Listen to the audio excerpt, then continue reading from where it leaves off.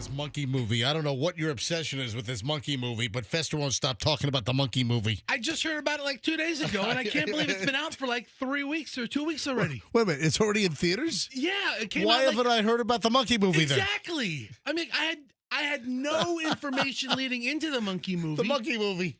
And now it's the only thing I want to see. Why did they just call it the monkey movie? They should have. What the hell's it called? Better Man. Better Man. Yeah, Fester is forcing me with a knife to my throat. If you look at MJTV right now, Fester has a knife to my throat. Okay, not really. No, I know. But listen, I've never heard of this movie, and it just popped up, I think, on maybe my Instagram Reels or something. Come on, this is in the theaters now? Yeah. I think you can watch it at any AMC theater tonight. Well, what about Regal? No, Regal, no. Regal's out on the monkeys. What are the theater chains these days? Of course, I know AMC. Is Regal still around? Regal Cinemas? I don't know. And what the General Cinema? They're not a.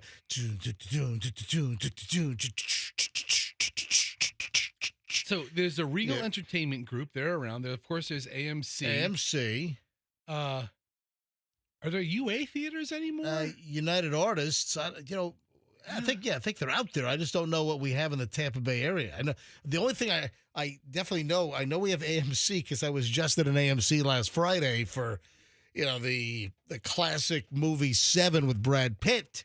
They reran that last Friday night, 7 o'clock at the AMC Veterans, and Michelle, Julian, and myself, we went to see that. It was great. Hadn't seen that since 1995. It's been a long time. According to the Google. All right, so Regal's still around. It's at Citrus Park, according to Google. Yeah, Regal, Citrus, then what else? Hold on, go. Hold on, let me scroll.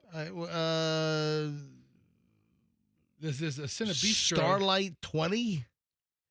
Okay. Is the Funland Drive-In still there? I thought they took that down. That closed. Yeah, it did close. Oh, hold on. What kind of freaking list are you looking at? The Google. Hold on. Andrew, turn your microphone on. I thought the movie. Hold on. What kind of list are you, Andrew? You're saying Regal Citrus Park has closed as well? I believe I closed a few years ago. Hold on. You believe or you know? You know what? It's not on the map, but the Google. You know how there's the AI generator. It popped up. There's a movie chain called CMX. That's at Tyrone. No, that's a train company. Cinebistro is a CMX property. No, that's the. That's CSX. Wait, is it the train? Yeah, the trains are CSX. I can't hear the movie.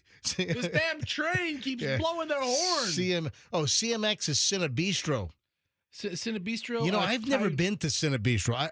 The last time I was at the movies at Hyde Park is when I think it used to be an AMC at Hyde Park back in 1997 or something. CMX also is Tyrone. They're also My Countryside. God. I just remembered I had a fight with the manager and he threw me off premises.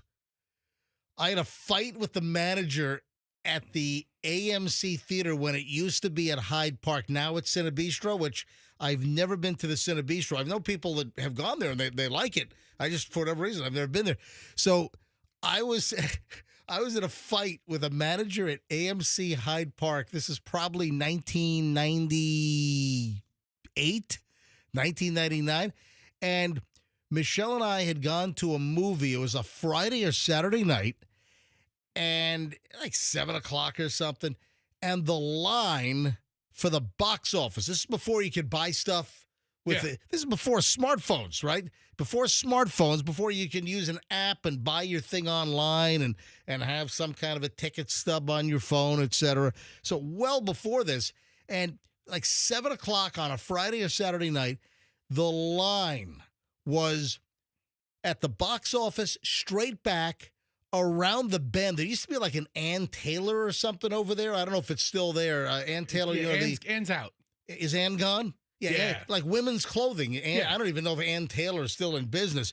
The line was from the box office all the way out toward that little courtyard, the whatever you call that, and then it was down the sidewalk, down through Hyde Park. It was like in front of Ann Taylor, and the line was insane. And they had one box office window open. Just one freaking box office window open with a line, and the movie's getting ready to start. It's like, like a 7:15 movie or something, and the line, and I'm like, what is going on here? And the line was crawling. Like, what's happening?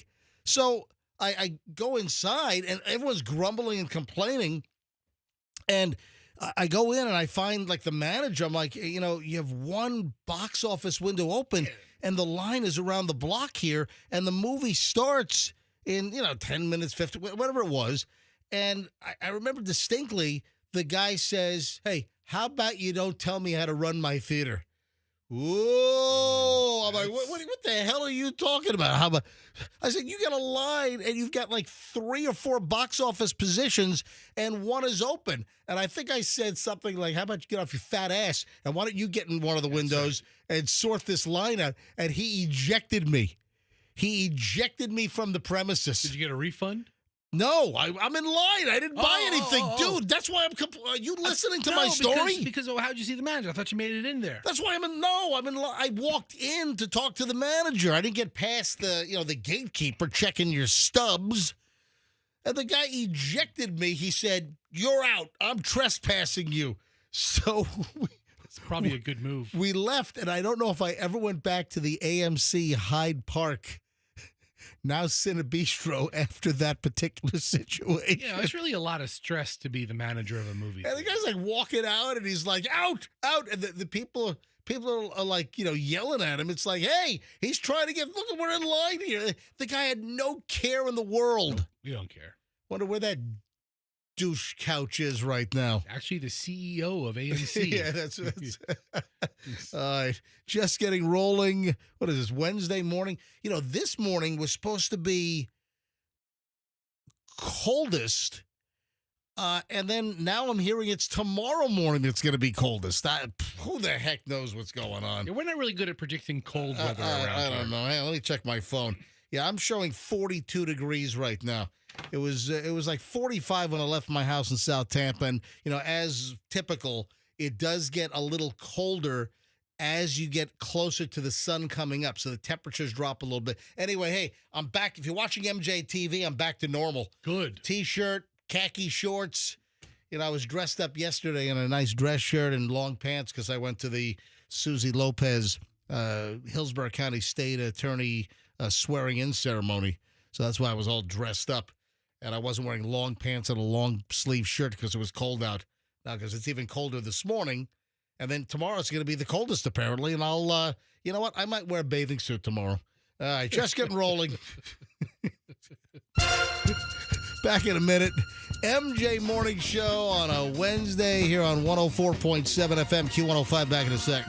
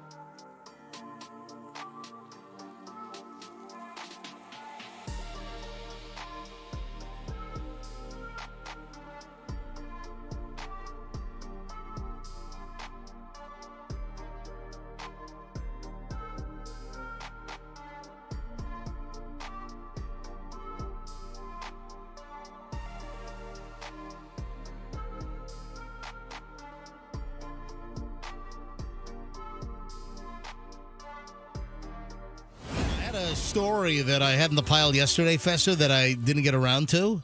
We didn't discuss. And I just found it. I'm like, oh, man, let's get to this. And what would make the story extra special is if one of our old sound effects was in the computer. You know, when we started here, four and a half years ago almost. Yeah. You know, I brought a hard drive with all of our old MJ Morning Show sound effects and just audio bites. And we put a lot of them into the computer, and I just don't remember I don't remember if we had this one. Turns out I asked Andrew, hey, can you see if we have this certain sound effect? And he just found it and put it in. So it makes the story even better. Okay. Smells like hot dogs. Remember that? Remember that? Smells like hot dogs. That's from The Simpsons. Yeah, it is. Is that Nelson? No. That's Ralph Wiggum. Oh, that's the police chief's Kind of dopey, son, pudgy son. Ralph Wiggum. Smells like hot dogs. So that's Chief Wiggum's kid? Yes. Is that right? Smells like hot dogs. All right, so I don't even remember the episode, but I always love that. Smells like hot dogs. So why do I want a hot dog audio drop? Little sound bite. Yeah, why do you want a hot dog? I'm busted up about this, man, here on the MJ Morning Show, that Kim Jong-un in North Korea has cracked down on the sale of hot dogs in the country. And the penalty is time in like a death camp, in a labor camp in North Korea. Over hot dogs? Yeah. Oh, do you remember the bikini hot dog women all around the Tampa Bay area? Where did those go? I mean, weren't they shut down? Weren't there like a bunch of health violations? I'm trying to remember, but man, I remember when early to mid 90s. When I first got here, when Michelle and I first moved to town, you'd see them all over the place, like bikini babes selling hot dogs. They had hot dog carts on the side of the road, and they're wearing bikinis. You know, kind of like these days. It's a lot of times it's like Pacific Northwest. They have those bikini baristas. Yeah. You know, like the nearly nude coffee places where you pull in and get your morning cup of coffee, and you have the servers in these little coffee booths, these little drive-up spots, like little tiny out parcels in a shopping center or wherever. And I want to say it's like Oregon and Seattle, Washington State, where they have those bikini baristas, the coffee chicks. But if you don't know about this, folks, there was a time here in Florida, and it was still in full effect when Michelle and I moved here in 1994. They had like bikini-clad women in skimpy little bikinis all over the Tampa Bay area. You'd be dry. I remember there used to be one on the Gandy Beach, the Redneck Riviera. Yeah. Right, they were all over the place. Yeah, like, rolling over to the St. Pete side from Tampa, or, on the St. Pete side, going to Tampa, right on the Redneck Riviera. That's what it's called. White Trash Beach. So I remember I think there were a couple of them. They'd be spread out by a couple of 100 yards, but this was a thing. And it wasn't just there; it was all over. And you'd have, in a gas station parking lot, a side of the road somewhere, you just have a hot dog cart. Yeah, a place where you might see a food truck now was a hot dog cart vended by a bikini lady. When did those go away, and why? I don't know. What'd you find? I found a story from the Tampa Bay Times. Oh, what's the date on this? From 2019, reminiscing about. Oh, look at this. Tampa Bay Times. Scroll. Let me grab control of the scroll, because you're a scrolling fool. I am. All right. All right. This is from October 2nd, 2019, in the Tampa Bay Times. Do me a favor. Bring that up in the other browser, please. Okay. Would you please bring that up in a different browser for me? Let me pull it up. Yeah, because the question is, what happened to the hot dog chicks that were selling the hot dogs in bikinis? Yeah, bring that sucker back up. Yeah, do me a favor. Always use Firefox. Yeah, I don't like other browsers. I'm a Firefox fan. Yeah, add that to the list of MJ quirks. I don't want Chrome. I use Chrome on my phone, but on a desktop. All right, let me take. Yeah, let me. And I don't care for Internet Explorer either. All right, so hang on. Well, no, Internet Explorer became like Microsoft Edge or something. Yeah, I confuse it with the Ford Edge. All right, so hold on. Thong-clad hot dog girls once ruled Florida streets. Where did they go? Yeah, where did they go? It's been years since Valerie, now 55, has seen some of these items. Valerie Workman's Pinellas Park living room. Yeah, she's sitting on a couch with like a bunch of old duffel bags full of stuff. She unzips a duffel bag stuffed with 30-year-old stripper thongs. How's Valerie looking today? Yes. Yeah. How about putting the hot dog between the buns? No, not those buns. No. Well, maybe. I don't know. Listen to this. In the early 1990s, roads in St. Petersburg, Pinellas Park, and Largo were peppered with hot dog carts staffed by women in tea-backs, thong bikinis. Valerie, who left dancing to peddle hot dogs, Italian sausages, sodas, claims she was the first. It's been decades since she packed up her cart and went back to dancing. But Valerie still wonders what happened to the hot dog girls. Yeah, so do we. Oh my God, this is a 12,000-word expose. I don't even have time to read this. This is a research paper, essentially, on hot dog What carts. the hell? Oh, hold on. Andrew says, I love it. People just calling in. Anybody want to weigh in on this? The bikini and thong-wearing hot dog girls that used to be on the streets of Tampa Bay. Now, Andrew, are we getting customers calling in, or are we getting actual hot dog girls calling in? 800-990-1047. 800-990-1047. Smells like hot dogs. Who am I grabbing here? Bring up the phone screener. Let me grab line 2, and it is Robert and Wesley Chapel. Robert, hi, you're on the MJ Morning Show. Welcome, Robert. Good morning. Yep. If I remember correctly, they were outlawed because the amount of auto accidents were going up at the intersections in which the girls were, because everybody was looking at the girls and hitting the cars in front of them. Oh, man. Bikini babe, thong, butt cheeks hanging out. Exactly. Smash. If Exactly. you got rear-ended while looking at a scantily clad hot dog babe on the side of the road, call the Kemp Law Group. Accident or fall, you call Kemp Law. So that's what you think, that they were outlawed because of car. Hold on a minute, Fester. Fester is going through the 12,000-word piece from the St. Pete Times. Yeah, Robert, you're not far off. Here, I highlighted a piece, MJ, that kind of gives some of the problems with this. The controversial phenomenon lasted just a few years in Tampa Bay, but it was packed with action. Some say the teabacks were so distracting that they triggered car crashes across Pinellas. Turf wars erupted. Police arrested girls for throwing fists and spraying mace. Oh, so let's say one bikini babe was set up on, and then another one would try to encroach on her territory, and it turned into like throwdowns. Well, let's say like one girl didn't show up to work on Tuesday, then the other girl pops her cart there and then claims her space. You can't do that. Yeah, like claiming the territory. All right, hey Robert, thanks for the call. I appreciate it. I think you're right. We got accidents and fights. Not a problem. Y'all have a great day. Have a good one.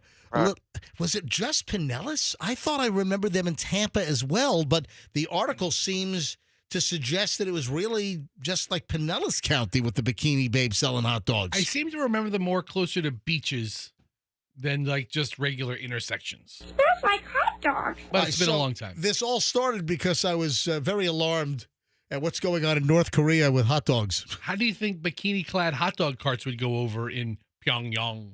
Pyongyang. Pyongyang. Yeah. Sorry. No, not Pyongyang. Pyongyang. It's Pyongyang. My mouth it doesn't make that sound. North. Why don't you Pyongyang. take a flight in and visit with the family on like a 61-year-old old Soviet airplane? How about that? Walk around, tell them I'm a retired sumo. They'd believe me. So North Koreans allegedly have been banned from eating hot dogs as a crackdown, and it's all because it's considered Western culture. And dictator Kim Jong-un has declared that anyone serving hot dogs will be arrested and they'll be put into a... Get the hell out. What did you just say in my ear, Andrew? Say that again? Say it on the air. No, on the air. On the say, air, say, Andrew. my God. He heard you the first time. Yeah, say it on the air. Today is Kim Jong-un's birthday. Thank you. Okay. Thank you. All right, so, and folks, I can't tell when Andrew says stuff in my ear or on the air. There's no delineation in sound. Now we know what to send him for his birthday, hot dogs. Yeah. You're looking to end up in a North Korean gulag. We ought to get him on the phone and start singing, I wish I were an Eskimo wiener. All right, so people caught selling hot dogs in North Korea face time in one of their labor camps. Unbelievable. So, first of all, in North Korea, they're eating dirt and like tree bark because there are food shortages. Where the hell do they get hot dogs? Yeah, who has hot dogs? Well, they go down to the Korean Piggly Wiggly. Did somebody invest in like a Nathan's route or something? I don't know. Who has hot dogs? And do they even have sausage over there? I don't know. Who the hell knows? But I saw that. I guess they're coming over they're getting smuggled in from South Korea. That's the big smuggling operation, is smuggling in hot dogs. Yeah, big hot dog smuggler. So now you got, hey, how do you say this in Korean? Smells like hot dog. Could somebody call me up and tell me how to say smells like hot dogs in Korean, please? I could go to Google Translate during the commercial break if you like. Yeah, I didn't even get to your monkey movie. We will. We will. All right, so yeah, Fester is infatuated with, what the hell's it called? Better man.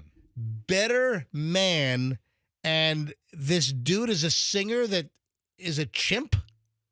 Can you describe the movie? Yes. Or you just saw the trailer? Do you know why the guy's a monkey singing on stage? Yes. All right, hold on a minute. Before we get to Morons in the News, we got to get into the monkey movie, which Fester is infatuated with, and we'll do that next here on the MJ Morning Show on Q105. Hey.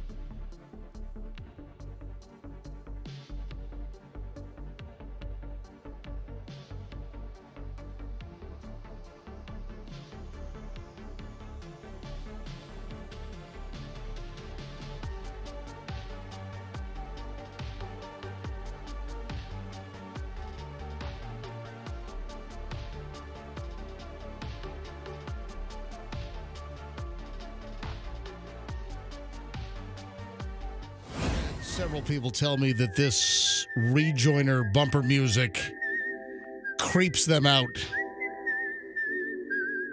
Are you one of those? Yeah, it's a little creepy. You don't like that? We I'm like not a something. fan. You want me to remove that one? Add something a little more upbeat. On to the news in a second. First, though, Fester's fascination with Monkey Man, which has been in the theaters for how long? I think it came out like on Christmas Day. Okay, It's like all right. limited release. All right. Maybe I see the press now because it's about okay. to go wide release. All right. So it's not been out for weeks and weeks in wide release. I'm So still just learning about this. What the hell's Monkey Man? I watched a little bit of the trailer, and it's some dude that is like a chimp on stage. Well, it's a biopic of a British singer named Robbie Williams, who I'm sure you're very familiar with all of his work.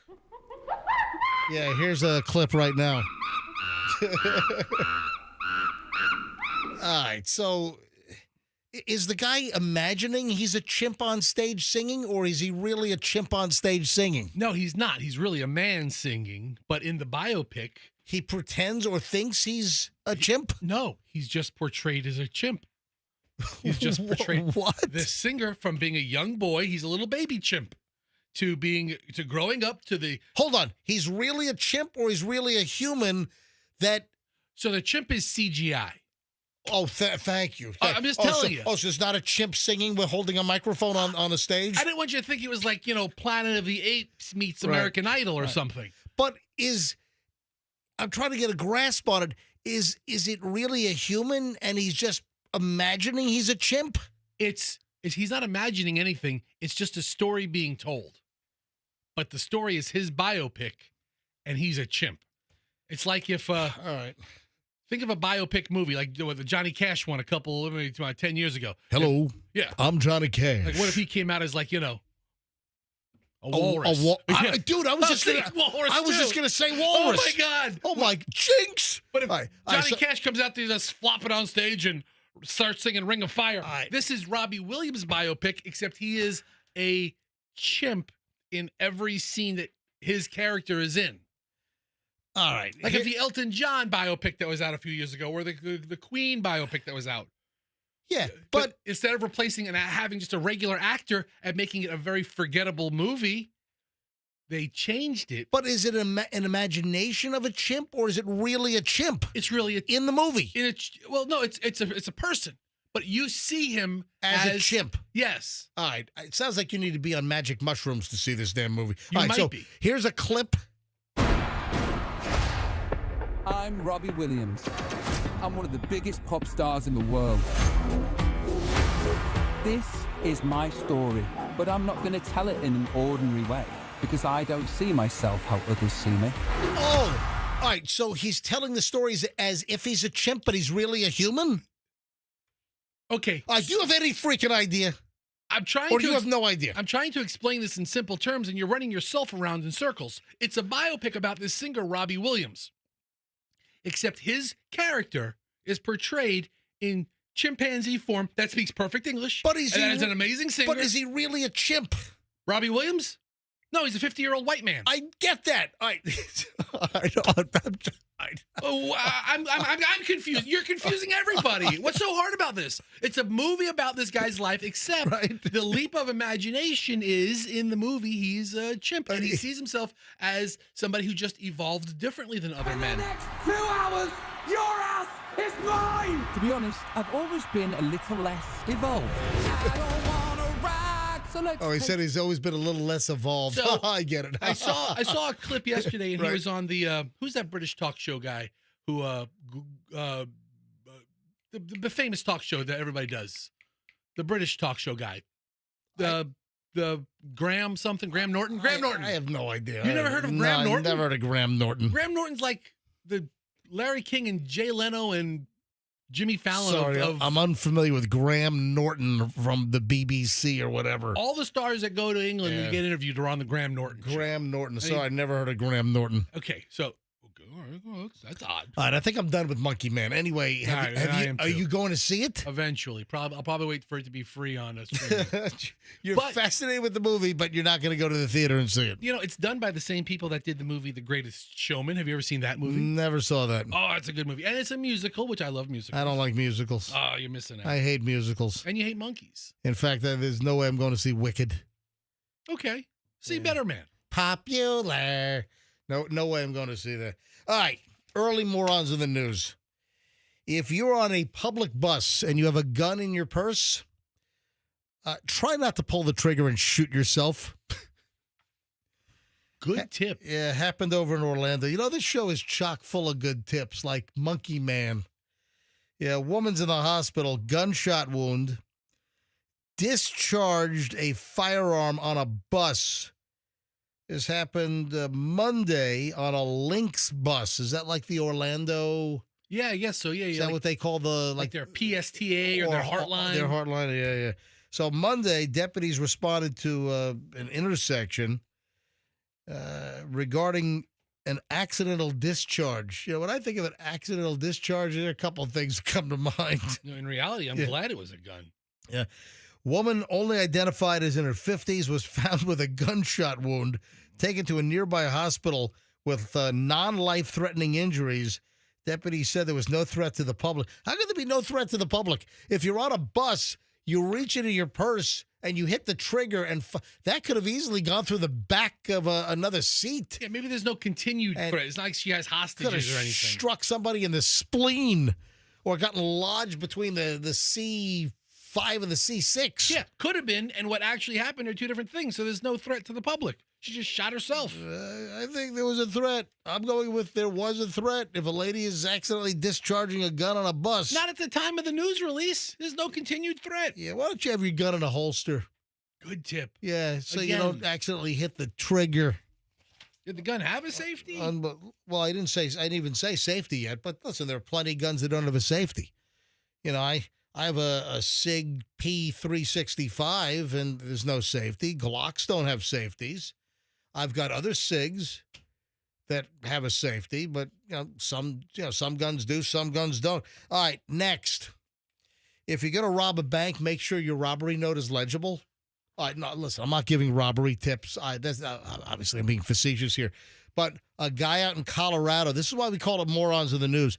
Guy in Colorado is wanted for allegedly attempting to hold up a bank, but the whole thing got derailed because the teller couldn't read the note. The guy handed over a robbery note. This is a robbery, put all the money in and the teller's like, what? I can't read them. What are you trying to ask me, sir? Yeah. So, make sure that your printing is legible, or listen, use Microsoft Word and print out something. Type it out. Yeah, exactly. You can even use a funky font. Yeah, the would-be thief entered a bank in Loveland, Colorado, went to the teller, handed the teller a note, according to the Loveland, Colorado Police Department. But the teller couldn't discern exactly what was written on the note because it was just a scrawly, chicken-scratched mess. It was impossible to read. As the teller was trying to figure out what the hell the note said, the guy grew frustrated and fled. So they got a good shot of him. Listen, they've got great surveillance cameras at banks. They're all pointing at you at the teller window. So they've got a good video on this guy. I can't believe they're not going to be able to find this dude. Yeah, they'll find him pretty quickly. But, let me tell you right now, if somebody hands you a handwritten note, it's probably a sign that it's not a normal banking transaction. If you hand the teller something, you're handing them a check with a deposit slip or something to that effect. If someone just hands you some scrap piece of paper with a scrawled note on it, I'm saying 9.5 times out of 10, that's a put all the money in the bag, I've got a gun or a bomb kind of note. I've been to the bank hundreds and hundreds of times. I've never once written out what I wanted them to do. I say deposit, withdrawal, cash a check, whatever. But I never write it out. Yeah, guy fled, and the Loveland, Colorado Police Department is still looking for this doofus. You would be a terrible bank robber because of your crappy penmanship. You know what? My handwriting is awful. The worst. Yeah, my handwriting is absolutely dismal.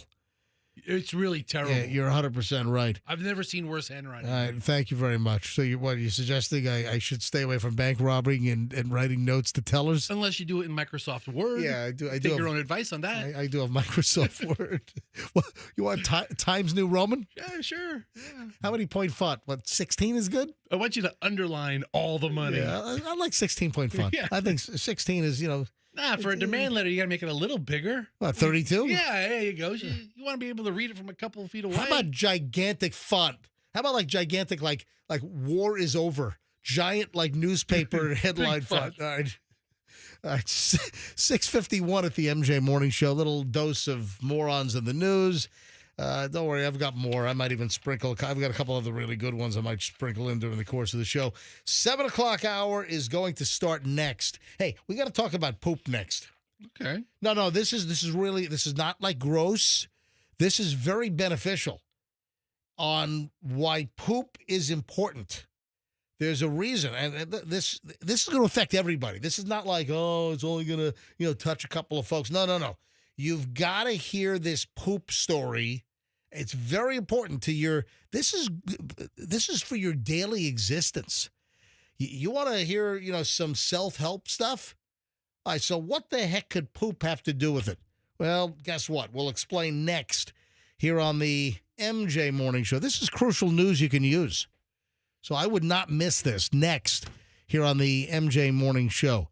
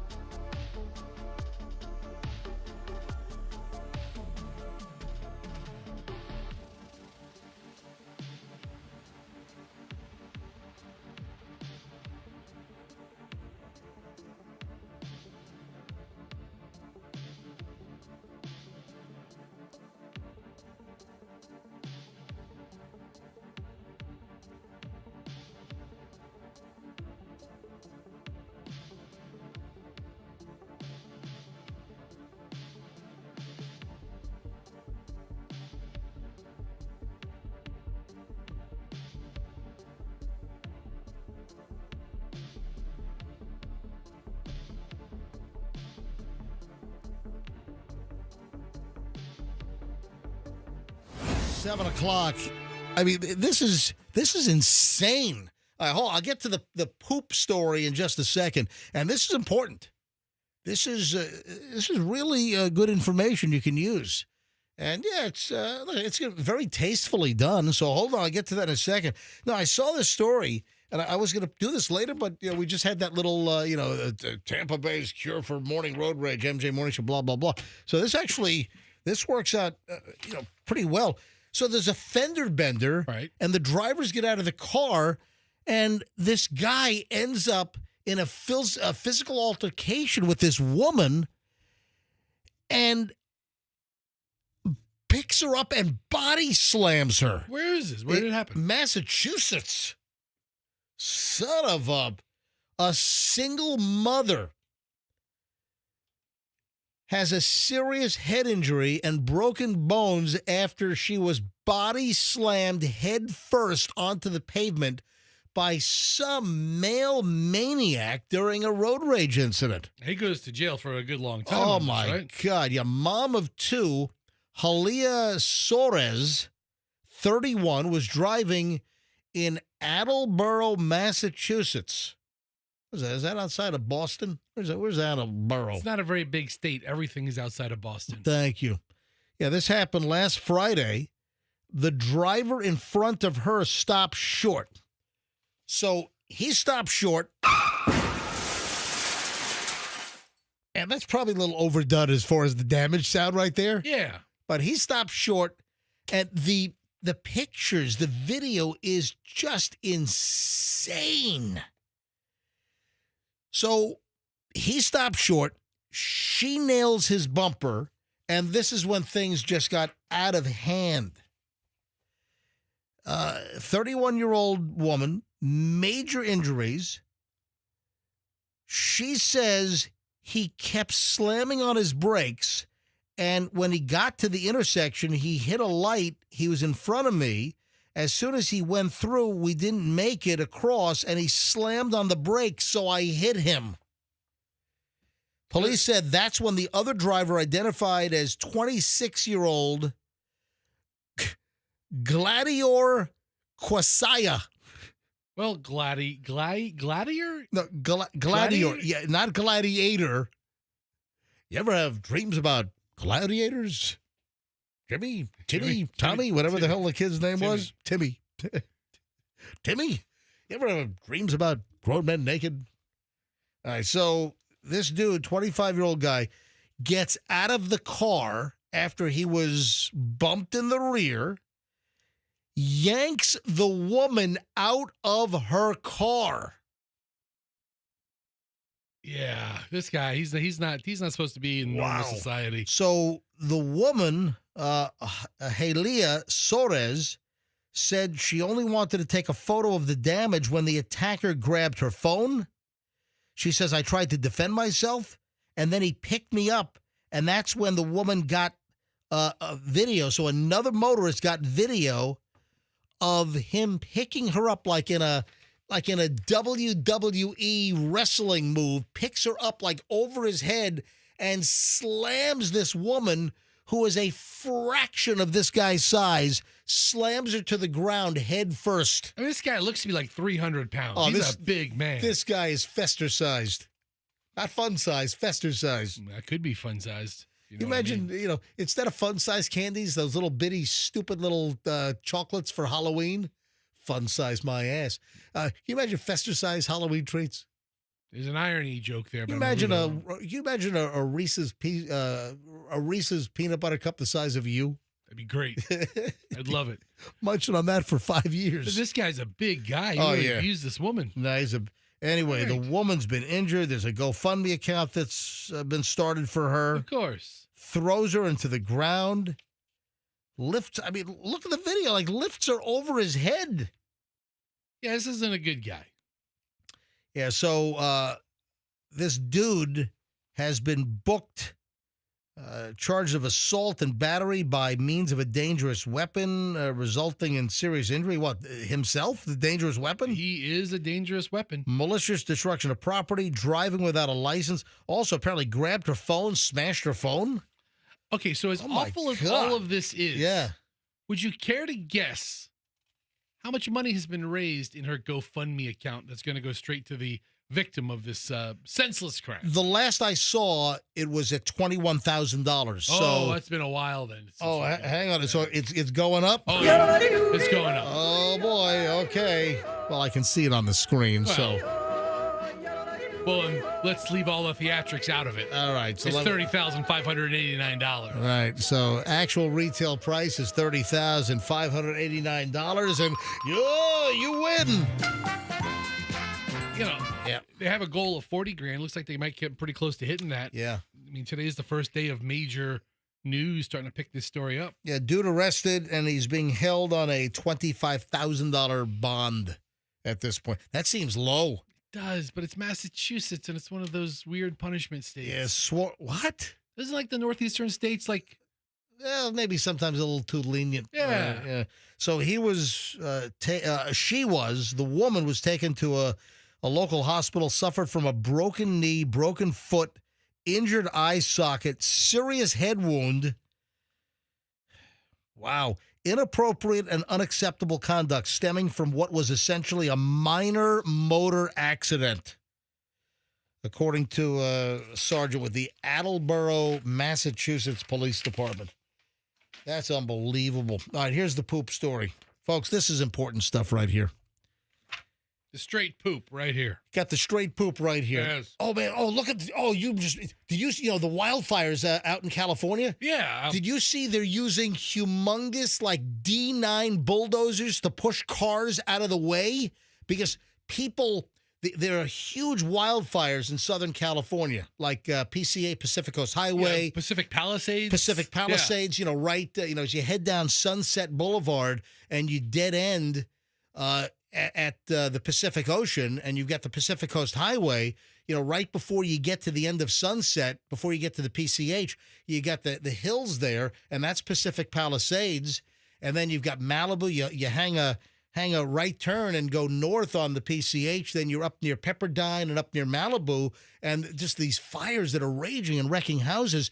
So people were driving, and the fires were consuming the road, and people had to just abandon their vehicles, evacuate the car now, and run. And I just saw a video. of authorities, they're using huge bulldozers. They've got to plow the cars out of the way. They're moving cars like little toys. Yeah, because they can't get their emergency equipment to the fire. To get like Cal Fire and all the fire officials and get emergency vehicles through.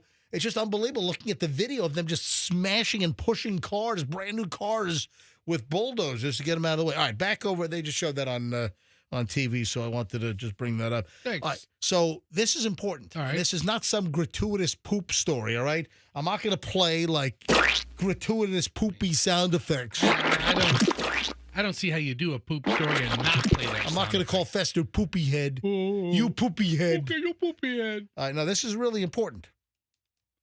Pooping is good for your brain. Oh, then I am You're a genius. a genius. I am a Mensa president. You're toilet Einstein Yes, over there. Let me tell you something. No, this is important. But there are some specifics. And listen, I believe this is going to really affect anything that you need to do where you need some focus. But the research was pointed toward if you have any kind of an exam, a test, any mental challenge, a mental test, that pooping will increase your score.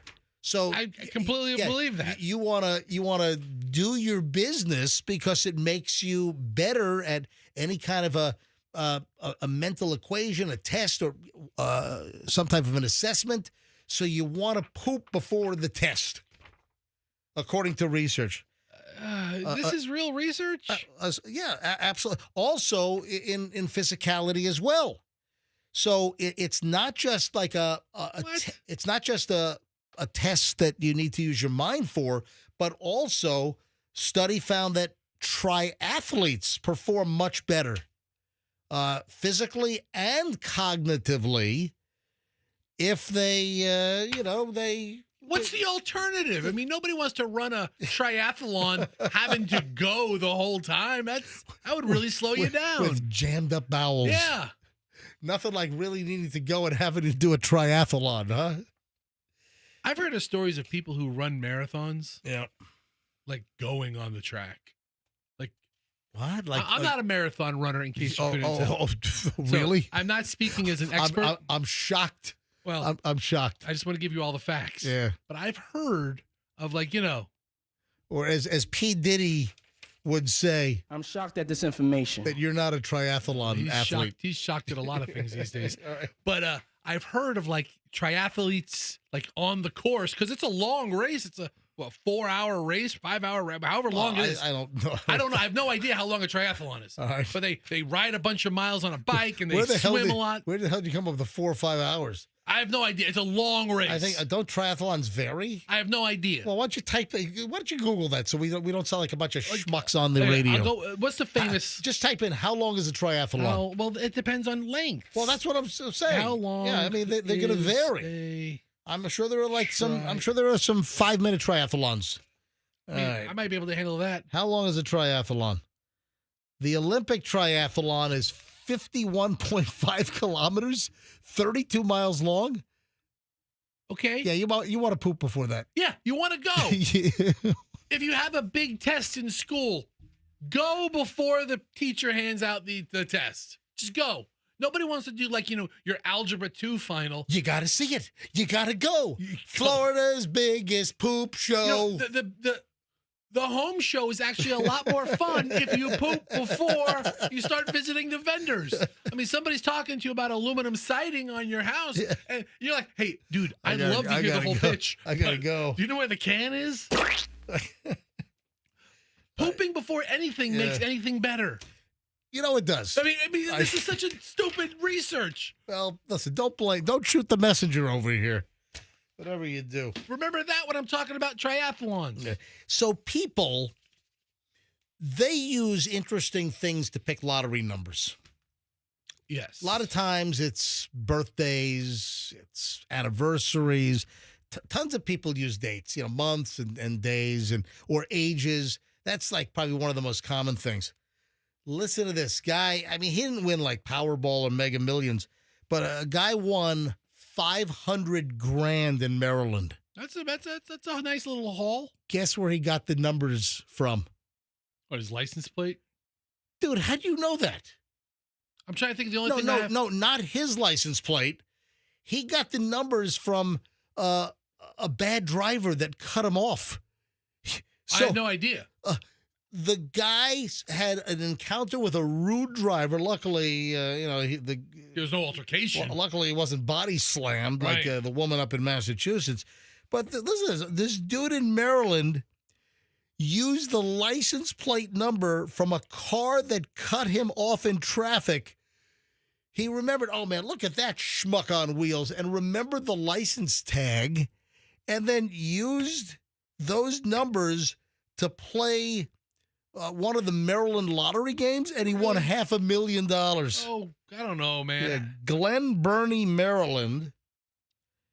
That's where the guy's from. Said he was driving on the highway. Rude driver cut him off, causing him to make a mental note of the vehicle's license plate. What was he going to try to do, a search for the address and go murder the guy and his family in the middle of the night? I'll remember that address. I'm going to make a mental note of that guy's license plate number. So the man ended up going to Doc's F&B liquor store in Glen Burnie, Maryland, later that day, and decided to use the license plate numbers for his Pick 5 tickets. So he's doing Maryland Pick 5. He bought 10 identical tickets for the drawing. Why? I don't know. I mean, something like called him to do this. And he uses the rude driver's license plate. The guy wins $500,000 in total. So I guess each ticket was $50,000. He bought 10 of. Is that a thing where you're so sure these numbers are going to hit? You try to hit a multiplier? Hey, how many people listening right now, just out of curiosity, how many people play? Fire up the phones. Let's go. Hit the phones right now. 800-990-1047. How many people listening right now, do you play the lottery, whether it's like Pick 3, I don't even know all the. There's a bunch of like games. in Florida here, we have Pick 3, right? That's every day. You got a bunch of, aren't there like an afternoon drawing and an evening drawing sometimes for some of these? Anyway, hit the phones right now. Do you play some of these lottery games and you buy multiple tickets with the same numbers? And kind of fill us in on this. But this guy bought 10 tickets with the same number of the rude driver's license plate. And the guy wins $500,000. 10 tickets at $50,000 a piece is $500,000. Unbelievable. 800-990-1047. What a weird way to get to a big sum. Yeah. Just out of curiosity. So do you play the same damn numbers on multiple tickets every day or whatever you do? Or do you play numbers of people who road rage in front of you? Oh, my God. Off? You ever get behind the person at like the Publix customer service counter and they're just there for 15 freaking minutes and they're like, and they're manually doing everything. And they're, man, sometimes, I gotta return something or, whatever. You gotta go to customer service for one thing or another. Yeah. And sometimes you get behind somebody and it's nuts. So, Andrew, answer the phones, please. 800-990-1047. That's how you get in. 800-990-1047. I'm just curious. Are you an individual and you play daily lottery and maybe the Mega Billions or the Powerball? Do you play multiple tickets with the same numbers? And tell us why. Let me grab Frank. Frank's in Plant City. Hey, Frank, you're on the MJ Morning Show. Hi. Hey, MJ, good morning. Hey, Frank, welcome. What's the story with you in the lottery? I learned that from my grandfather a long time ago, and he used to get these dream numbers, and you... Whoa, hold on a minute. He used to have numbers in his dreams? Yes. So that's what you mean by dream numbers? Yeah, it sounds like it. Yeah. I get numbers sometimes in my dreams as well. Hold on. Have you ever hit with dream numbers? I have. I have, but I always get 2 or 3. It's usually the Cash 3 game that you... Yeah, that's what I was thinking. Yeah, so this guy in Maryland, he was doing Pick 5 or whatever. Yeah, well, the reason why you would play that is in the Cash 3 game, if you hit the number straight, you get something like $250. So if you play that same number 10 times, yeah, it's like 10 times your bet. It's like betting $10 on that number instead of just one number. Gotcha. Yeah. All right. Good enough. Thank you, Frank. I appreciate it. What was the last dream Yeah, number yeah, you had? that's a good question. Yeah, all right. What's that? What was the last dream number you had? Oh, gosh. It's been a while, actually. I don't really remember a lot of my dreams, but sometimes I'll wake up and it'll be, I did have a dream number once where it was 610. 610 was one of my dream numbers, and it was like, all right, well, does that mean 6 dimes? Does it mean, and I went through and I played like 610, I played 660, I played, there was a combination. What wound up coming in that night was 666, which ironically was 666. Don't play 666. You don't want to play that one. And ironically, it came through. All right, Frank, thanks for the call. Let me grab one more here. Let me grab Angela in Largo. Angela, MJ Morning Show, you're up. Hey, I had a coworker that would look at the play 4 numbers. Yep. And he would like to do that, and he'd buy like 10 one time, then 20 one time, and then 30 one time, and they were all. So when you do it with a, and he would win thousands of dollars. It was crazy. Wow. All right. Yeah, and he told me the numbers one time, and I'm like, okay, I'll buy a couple tickets. So I won $800. I'm like, yay! But wow. All right, thanks. Yeah. Look, the phones blew up on this thing. I guess people do it. It's a finite amount that the prize is. It's not like Powerball where it's just some huge sum that grows. Hey, you get paid on, I guess, every one. Yeah, every day there's a winner. Every day you have an opportunity to win. 7:20, MJ Morning Show. We start an hour and 20 minutes of nonstop MJ next. Oh, the chief of police, Lee Burkhaw, City of Tampa PD chief, going to join us next on Gasperilla. And Gasparilla security, because of what happened in New Orleans, and it turned out that maniac that plowed through the people on Bourbon Street that he had visited Tampa, so he was here. Was he scouting out Gasperilla or something? Or Ybor City? Yeah, or something. Yeah, exactly. New Year's Eve, that place was packed. All right, so hold on, we'll get to that. We're loaded.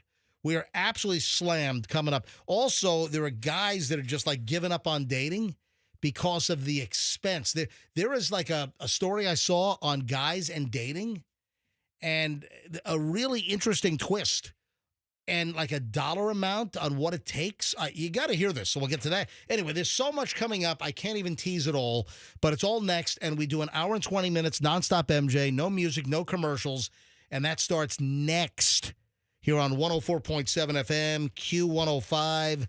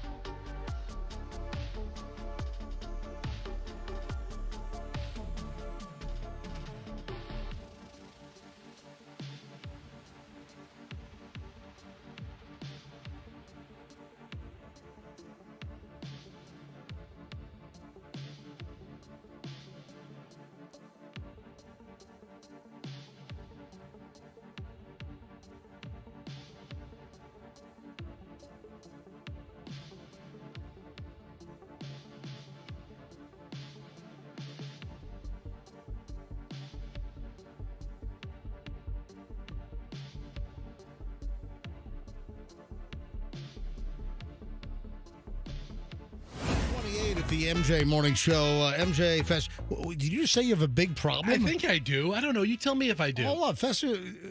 I'm getting ready to turn the microphones on here, and Fester's like, well, you were screaming for me to come back to the studio, so I was here on time. I got a big problem. I'm handling a big problem. I got a big problem. What's your big problem? Hudson goes back to school this week, right? It's Wednesday today? Yeah, he went back to school on Monday. Right. I mean, yeah, Hillsborough County Schools. Your kids are back in school. This is the third day they're back after the vacation. And Hudson's refusing to wear his sweater. There's a big fight at the house. Oh, and I have Allison yelling, "Oh, no. Put your sweater on!" And then I have Hudson, "No, I don't want to wear a sweater." You want me to call up and try to smooth it over? Hold on. Let me. I'd appreciate it. Hold on. I got to call Chief Burkall, but this is very important. I mean, what's the chief doing? I mean, come on. He probably has his sweater on. What's Allison's note? Can you write it down for me quickly? Hold on. Give a piece of. Let me dial Allison. Hang on. Chief, I'll be right with you. I got a big problem. 813, bottom one, 624. All right. Calling up Allison, Fester's wife. Let me just see if the situation has been rectified. I mean, the kid has to wear a sweater today. He can't go to school with no sweater on, right? It's like 44 degrees out right now, right? Hello. Hey, Allison, MJ and Fester Live, MJ Morning Show. Welcome. Hey there. Did you solve the sweater crisis, or do I need to intervene with my diplomatic measures? I appreciate the offer. He does have a sweater on, so we have averted crisis. Well, hold on. He was being a little bit of a pain in the ass about the sweater, though, wasn't he? He was refusing to put it on, and he was being very, very naughty about it. Well, I hate sweaters. I do not, seriously, I do not own a sweater. You're not helping at all. I'm just telling you. For somebody who I wanted to help the situation. I hate sweaters. I do not have a sweater. There is not one sweater in my wardrobe. I've got nothing that's sweater related. My son is smiling right now and grabbing the phone because he wants to be just like you, and that's not helping. Hold on, he can wait. He can hear me. Hudson, come here. MJ wants to talk to you. Yes, he can hear you. All right. I'm sorry. Hey, Hudson, you're on the MJ Morning Show. So thank you for putting the sweater on and not prolonging the scene, okay? Okay. All right. Hey, honey, this is Dad. How about you stop being a jerk to your mother and you put the sweater on, huh? He did. No, how about you do it the first time? How many times? Big gum. How many times does mommy have to ask? Okay, big dog. All right. So the sweater's on. And Hudson, you're not going to cause any more sweater problems today, right? Yeah. All right, because right now it's like 43 degrees out. So probably a good idea to have a sweater on, even though I hate them. Yeah, All right. you do have to have a sweater on. Oh, you want me to put a sweater on as well? You sounded like a 4-year-old. Okay, goodbye, honey. Get out of here. All right, buddy. Hey. Bye. All right. Bye. Bye. All right, look. So crisis averted. Beautiful. Let me get Chief Burko on. Apologies. Yeah, Gasparilla's coming up. We've got what? We got the kids parade on the 18th. Let me just get the chief on. But there are security concerns because it came out that the maniac from New Orleans that drove through all the people, that he visited Tampa. So I know there's some heightened security. Hold on. All right, calling Lee Burko, Tampa Police Chief.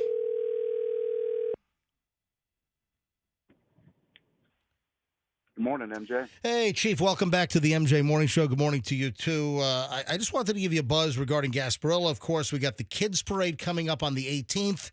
And then the following Saturday, we've got the regular huge Gasperilla Parade on the 25th. I think I saw there's like some dog parade this year. There's all kind of dog parade. You got Pet parade? You got the night parade that's going to come up with you missed a crew. What is it Santiago? Right? Is that the night? Something like that. Yeah. All right, so Chief, I didn't hear of the dog parade, but maybe the dogs will wear sweaters too. Yeah. Thank you, Chief. Little dog sweater. All right, so I wanted to touch base. What do we know about that maniac who blasted through the crowd in New Orleans, this Shamsuddin Jabbar? What do we know about his visit to Tampa? So the FBI released that he was here in the end of October, and they're looking to see what associates he may or may not have had here. And right now they haven't found any cause for alarm, but obviously they're looking into it and they're coordinating with us. And the Tampa Police Department has detectives on the Joint Terrorism Task Force. I mean, clearly whatever he was doing here didn't impact us, or we would have known about it. And he's no longer alive. So we're focusing on who he may or may not have associated with. All right, well, hopefully that puzzle could be put together and what exactly brought him to the Tampa Bay area. Tragic scene. You had 14 people killed. You had dozens of others injured. The video, the surveillance video, which I know you've seen, of people getting hit. There are some clips where people escape getting run over by his rental F-150 by inches as they jump out of the street onto the sidewalk. There's one video of a woman, maybe she's like a red-haired woman, and she, escapes within like inches with her life, and it's unbelievable. So, Chief, what is the plan? Is this year and the side street security or the attempt to keep people from getting onto the parade route and blasting through, is anything going to be enhanced this year versus previous Gasparilla years? Well, we look at the parade every year, but going back to what you said about New Orleans, too, is you can't forget the first responders. They're running towards that danger. Yep. And even though tragically 14 people lost their lives, who knows how many lives they saved by intervening when they did. Yeah, neutralizing the situation. That just goes to show you the brave officers in New Orleans and the work that they're doing. And they ran toward the danger. Yeah. They got into a firefight, and if I'm not mistaken, 2 officers were shot. Yes. Unfortunately, they're going to survive that. Yep. But if they weren't there and they didn't run towards the danger, that number could have been much higher. Absolutely. So every year we look at our plan for our parade, mm-hmm. and we do an after-action review, and we make tweaks and adjustments. We have an annual tabletop exercise with all of our stakeholders, not just the federal, local, and state law enforcement, but hospitals, other stakeholders. And in fact, last year we took it a step further. We did a full-scale exercise where we actually mocked a mass casualty incident in our response. And that's just one of the best practices that we do to ensure that we're prepared for if something were to happen and how to best mitigate it. I'll give you a quick example. Everybody remembers the Boston bombing. Yes. Yeah, sure. The year before that happened, in their tabletop exercise, it was very hot. So the feedback was we need more medical tents, especially near the finish line. They did that based on the temperature, and unbeknownst to them, that effort saved lives for what was about to happen. So little tweaks and changes you make, either knowing what's going to happen or not, does impact that. And that's what we do every year and make adjustments. And, of course, we are looking at our barrier plan very closely and seeing if there's anything that we need to do to make adjustments. Sounds good to me. Let me ask you a question, and you might not be able to answer this. Is there any more information that you and TPD intelligence has from your federal partners to indicate what he was doing in Tampa, or is it still an unknown? They're still working on it, but all the information we have right now is there is no threat at all, and they are working very diligently with us. We talk with them on a daily basis. That's the one great thing about the Tampa Bay. Well, there's numerous great things, but one is our relationship with our federal, local, and state partners. And we don't need to have a critical incident to pick up the phone and have those conversations. So, I mean, just yesterday we did a press conference with the FBI. So we have a great working relationship here, and we have officers on that Joint Terrorism Task Force. So we know that we're going to exchange information in real time. Sounds good, Chief. All right, we'll, I'm sure, talk to you again before Gasperilla, a huge event drawing, typically at least 300,000 people. It'll be a fun, safe, great event. There'll be thousands of officers out there, but we do ask anybody if they see anything suspicious to report it to us, no matter how small it is. Yeah, because it's not just for an event like Gasperilla, it's not just TPD. You've got the Hillsborough County Sheriff's Office out there. It's every municipality in Central Florida. You've got FDLE, you've got Florida Wildlife. They bring in officers from other counties in many cases. 20 different law enforcement agencies. Yeah, will be a out lot there. of agencies. Yeah, so tons of law enforcement to make it a safe event. And quite a bit of them you won't even notice. Yeah, I love it. So undercover, just cruising around, just observing. Thank you, Chief. Chief Lee Burkhaw, City of Tampa. We'll talk to you soon. All right, we'll see you. Take care. Thanks, Chief. Thanks. Just when you hear that this maniac from New Orleans visited the Tampa Bay area in October, it's like, what the hell was he doing here? You think of Ybor City, people who see Ybor City for the first time, a lot of people have referred to it as a mini Bourbon Street. Yeah. Oh, that's true. You're and, right. and when you think of Bourbon Street, I think probably the most popular city kind of like street party area in the country. And the maniac terrorist, he scouted out Bourbon Street, and then you're right. Ybor has architectural cues that are similar to Bourbon Street. So maybe that's why he visited here as well. I've always heard that from people who've never seen it before. Absolutely. All right. So just a quick follow-up. And someone sent me an email, which I thought was hysterical. And I forgot all about this. On Monday, I told the story about what happened to Michelle and me on Saturday night. And then we had a listener. Was it Amy? Amy, the listener, calls in and is like, yeah, I saw it just around the time you did, and she saw a car plow into it. So if you missed the story, if you heard me tease it and you didn't hear it, or if you're hearing it for the first time, Saturday night, 8:25 p.m., Michelle and I and Julian, we were coming back from Villa Galace, Italian spot at Indian Rocks Beach that we really, really like. We're coming back, 8:25 p.m. We're Howard Franklin Bridge, northbound 275, about a mile from the St. Pete side, heading toward Tampa, number 3 lane, a medium-sized, like, white refrigerator in the middle of the freaking interstate, in the middle of the lane. It does not belong there. That is not where you want. Fridge! I mean, so cars are veering and swerving around. So I saw brake lights and swerves. I'm like, whoops, something's up. So I hit my brakes and slowed down to be ready and obviously to drive defensively. And then I saw the fridge, and I was able to move I was in the number 3 lane where the fridge was. So I was able to quickly pull over to the number 4 lane, which is the outside lane closest to the bay, and avoid it.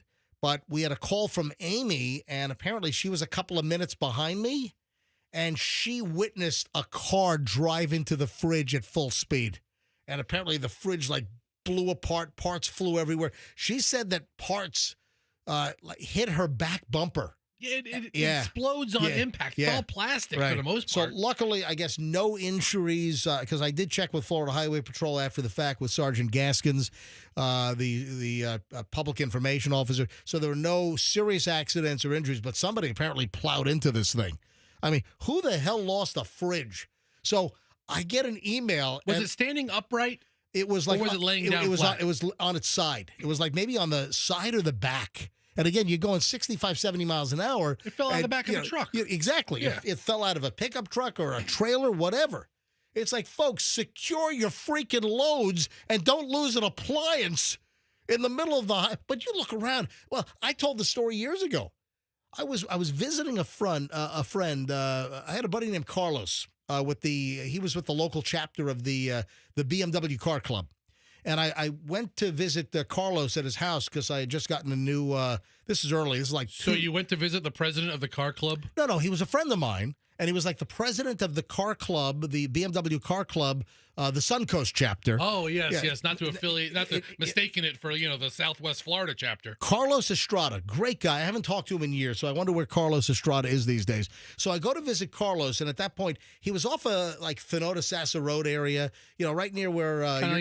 Plant City kind of. Yeah. So it's Thenota. So I'm getting on the interstate on I-4 westbound, getting ready to head back to South Tampa, and I'm getting on, and this freaking couch. Remember the story? I just got a brand new 2000 M5, and I just got in the car. He wanted to see it. I was like the first or second one in the whole Tampa Bay area, and he wanted to see the vehicle. It's an awesome car, man. The E39 M5, man, that's still my favorite of all time. So I'm getting on, and this freaking car has like a trailer, and they got couches, all kinds of furniture, and a couch flies off the trailer, and I got to swerve to avoid it. It didn't hit the car, and I was able to, but then a car behind me ran into it. I was able to swerve out of the way, and then a car behind me hit the freaking couch. So, secure your freaking loads. So I get an email from a guy, and I just saw it last night. Hey, MJ, you having the fridge in the middle of the Howard Franklin Bridge and hearing the story about the woman saying that she saw a car smash into the fridge on Saturday night. It was 8:25 p.m. This guy said, hey, it reminds me of that 7-Up commercial. Which one? There was and I pulled the spot. There's a 7-Up. You could probably find it on YouTube. Sure. But I have the audio. There was a 7-Up commercial where the guy's like, hey, we want to make people aware of and they put a 7-Up machine in the middle of the highway. And a tractor trailer smashes into. Oh, hold on, Andrew, turn your microphone on. Who was it? Orlando Jones stars. Oh, he was in the commercial. Oh, all right. So here's the audio. The guy's like, "Hey, man, hearing your story about the fridge in the middle of the road. It's like that old 7-Up commercial." In the soft drink game, you got to put your vending machines where the people are and what they call high traffic areas. In the soft drink game, you got to put your vending machines where the people are in high traffic areas. So they put a 7-Up machine in the middle of a busy interstate. This is from 2000. Oh, man. Cars are swerving around it, and then finally an 18-wheeler smashes into it. In the soft drink game, you got to put your vending machines where the people are and what they call high traffic areas. Well, I can't get much more high traffic than this, baby. Don't worry, there's enough for everyone. You need change? Good to see you again. This little fella looks thirsty. Oh, man, that's a funny commercial. And the 7-Up machine, a huge soda vending machine, just explodes as a tractor trailer plows into it. You got 7-Up cans all over the interstate. I don't know that I've ever seen this commercial before. Yeah. The minute this guy sent me the link and I saw it, I'm like, oh, I remember that commercial. That was hysterical. Putting your soda machine in a high traffic area. Yep, middle of the interstate. That's a high traffic area. So thanks to the listener that sent me the link to that old 7-Up commercial. 7:45 at the MJ Morning Show. Let's get into my teased item for 7:45, and that is, well, there's a dating situation that's happening, and guys are, well, I guess some guys are getting a little fed up, and some guys are saying that dating is getting too expensive, and they're giving up. So what's going on here? Well, I read read a story how some men are saying that dating is getting too expensive, and they're saying that, hey, it can cost $1,000 in spending over multiple dates. Yeah, sure. To then realize that, I really don't like her, or, I don't like the other individual.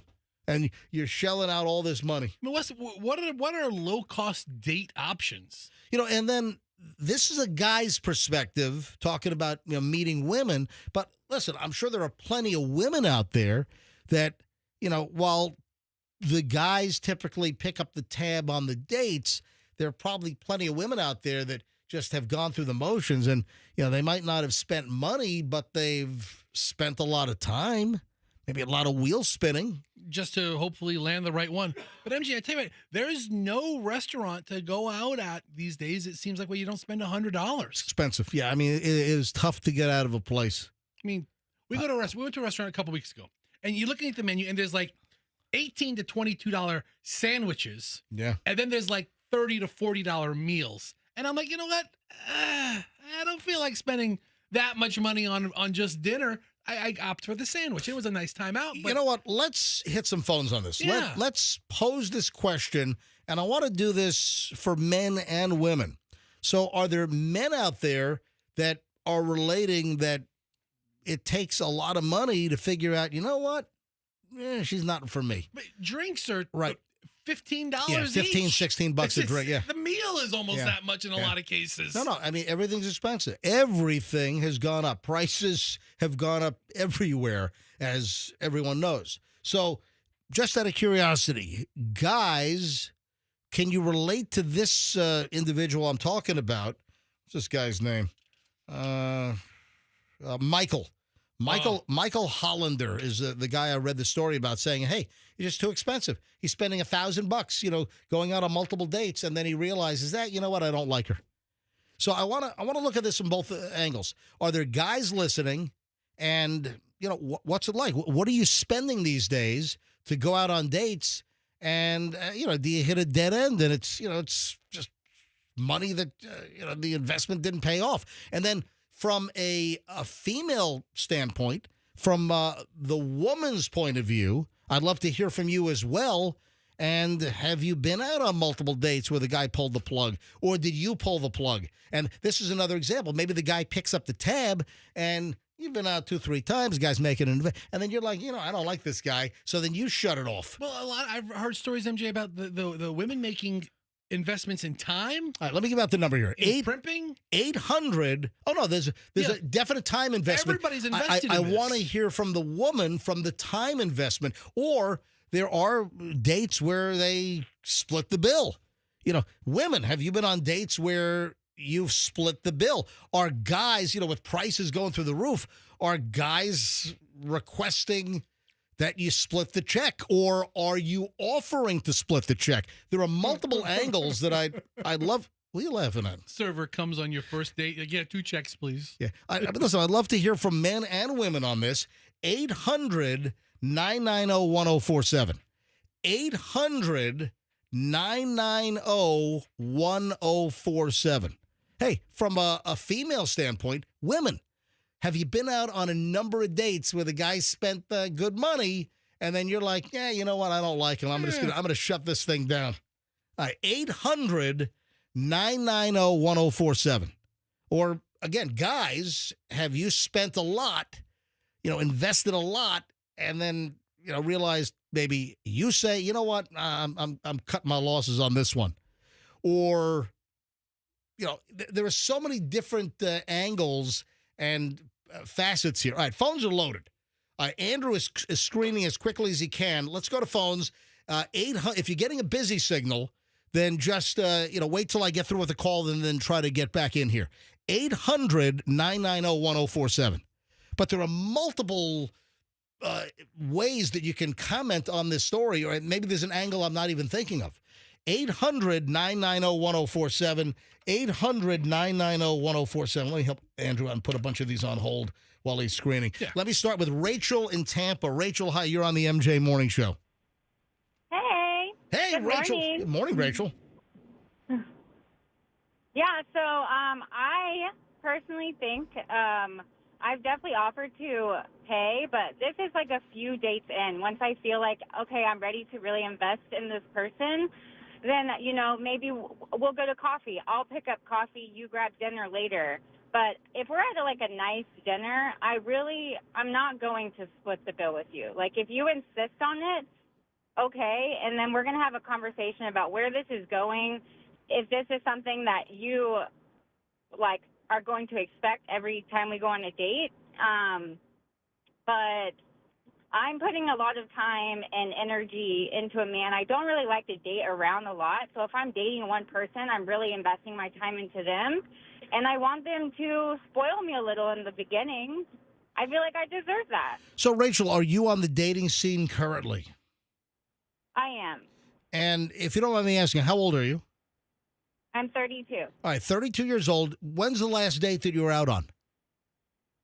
Well, I was just out of the country for a few weeks, so probably 2 weeks before that. So Okay. It's been a little while. All right, so where'd you go? Where did you go out to dinner on that date? Yes, I went out to dinner in Tampa. Where did you go? What restaurant? Eulalie. Oh, Eulalie's fantastic. So, Yeah, it's and great. And how many times had you been out with that guy? The one you went out with a couple of weeks back at Eulalie. How many times with that guy? Probably official dates 2, but we had met up with friends and stuff like that as well. So who paid? In that situation, Yeah. I'm paying for my own stuff. All right, so at Eulalie, you guys split the check? Oh, absolutely not. Yeah, because that's a nice dinner, and she expects a nice dinner to be paid for and get a little spoiled. Gotcha. All right, so Yeah. did you happen to cop a look? Did you see how much the check was? I didn't, but I mean, I know what I'm purchasing. Yeah. Food was great, I'm sure, because Eulalie's a good experience. I like that place. Yeah, and I know who I am and how I would spend my own money, so I'm not going to go and splurge on something that I wouldn't have bought for myself on my own time. So where does it stand? This guy we're talking about, have you seen him since or no? Well, I literally just got back. I was in Madeira. I was out of the country, and so I just got back, and we have plans to hang out next week. All right, very good. All right, listen, thank you, Rachel. I appreciate you checking in. Yeah, thanks. And hey, so you're 32. Yes. Have you ever been married or in a serious relationship prior? I have been in a serious relationship years ago. Not married though. I'm pretty focused on my career right now, which makes dating a little hard because I really am putting a lot of time and energy and investment into myself and my career. And so you have to find a way to make time into my schedule and really invest into me, or I'm really not going to waste my time and energy. All right, best of luck. Good story. Thank you, Rachel. Thank you. You sound like a real catch. All right. Hey, I was going to give him some restaurant recommendations for the next ones. Just listen to the show. You give plenty of restaurant recommendations. Jessica's in Largo. Jessica, hi. You're on the MJ Morning Show.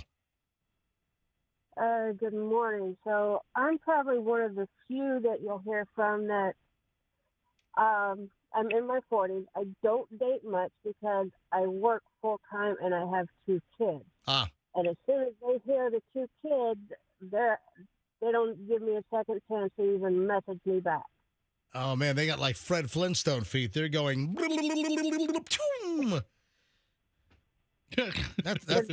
sorry to hear that. If you want to date someone like me, you got to understand. Yeah. I got kids.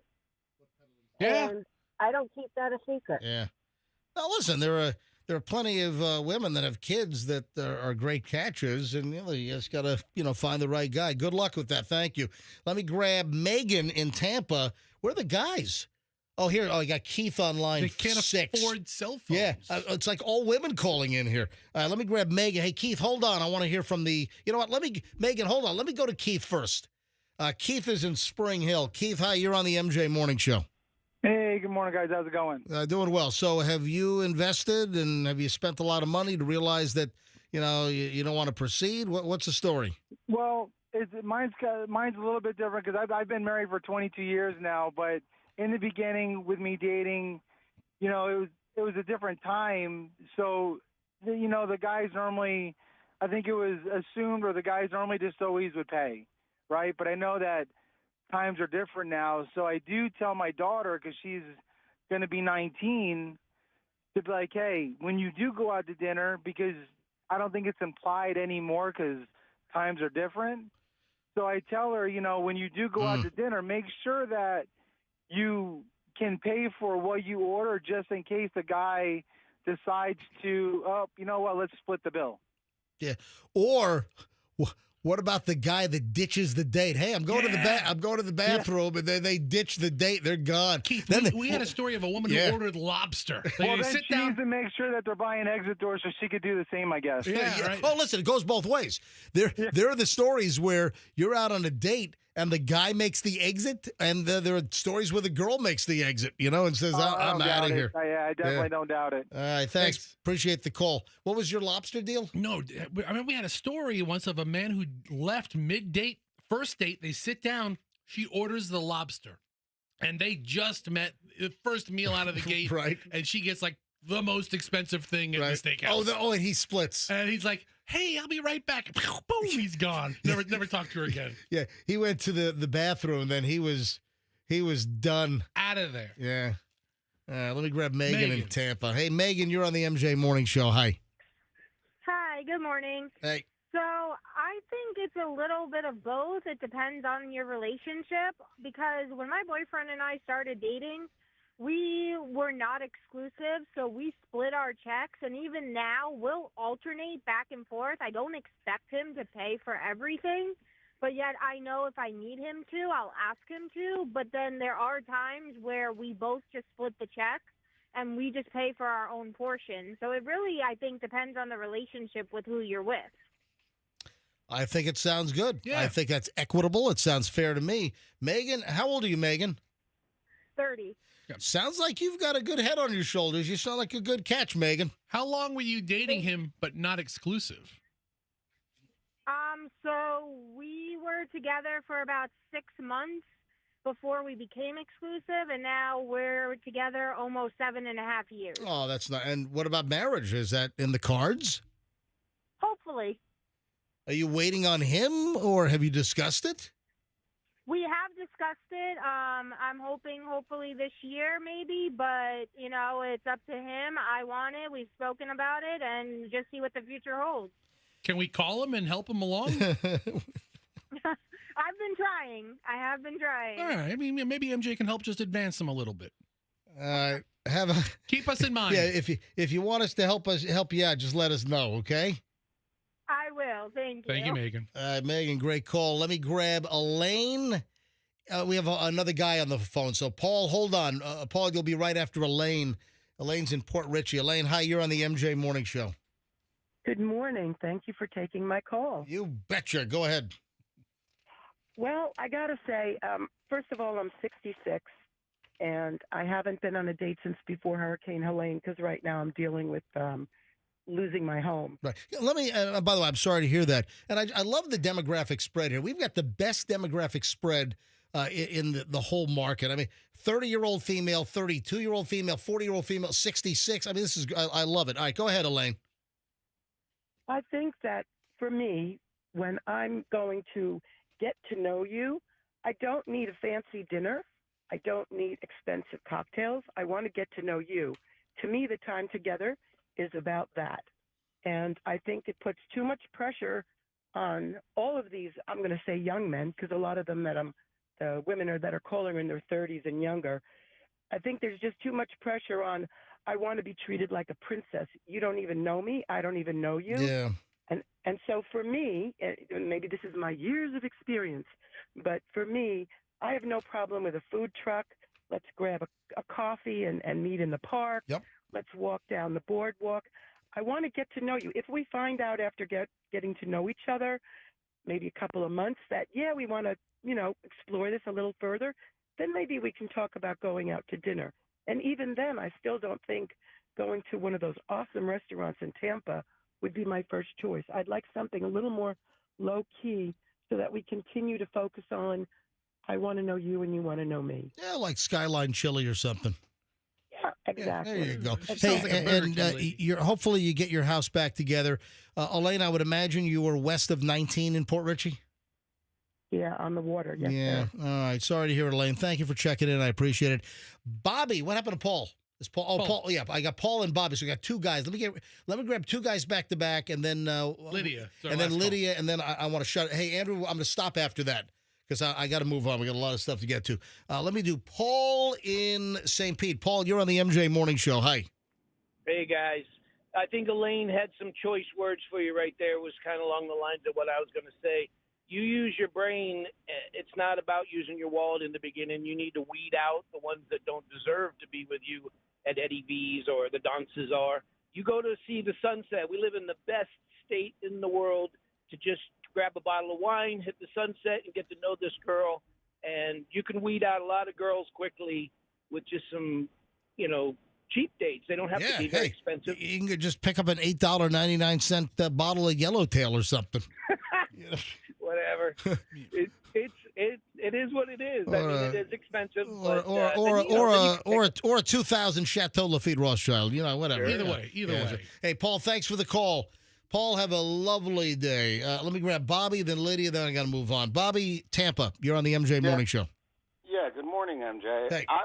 I was going to say that half of these girls, more than half of these girls, us guys are getting sick of this because they go out because their fridge is empty or they don't want to cook or they're bored. And, what I do is I go out for a drink or two and I get to the bar, take them to like a mid-level bar, like a Applebee's or something, and get there 5 minutes early and just tell the bartender, hey, I don't know this person. They're a complete stranger to me. And when a check comes, please split the check. And if you think it's going to work out, then you look like the nice guy by picking up her tab. And if you are getting jabs and put downs the whole entire day, then you just politely pay her half and leave. Gotcha. And you say, have a good night. And that's as simple as that. Us guys are getting sick of it. We're getting used. All right. Hey, Bobby, real quick. Bobby, you know what you are? What's that? Yeah, we fancy like Applebee's on a date night.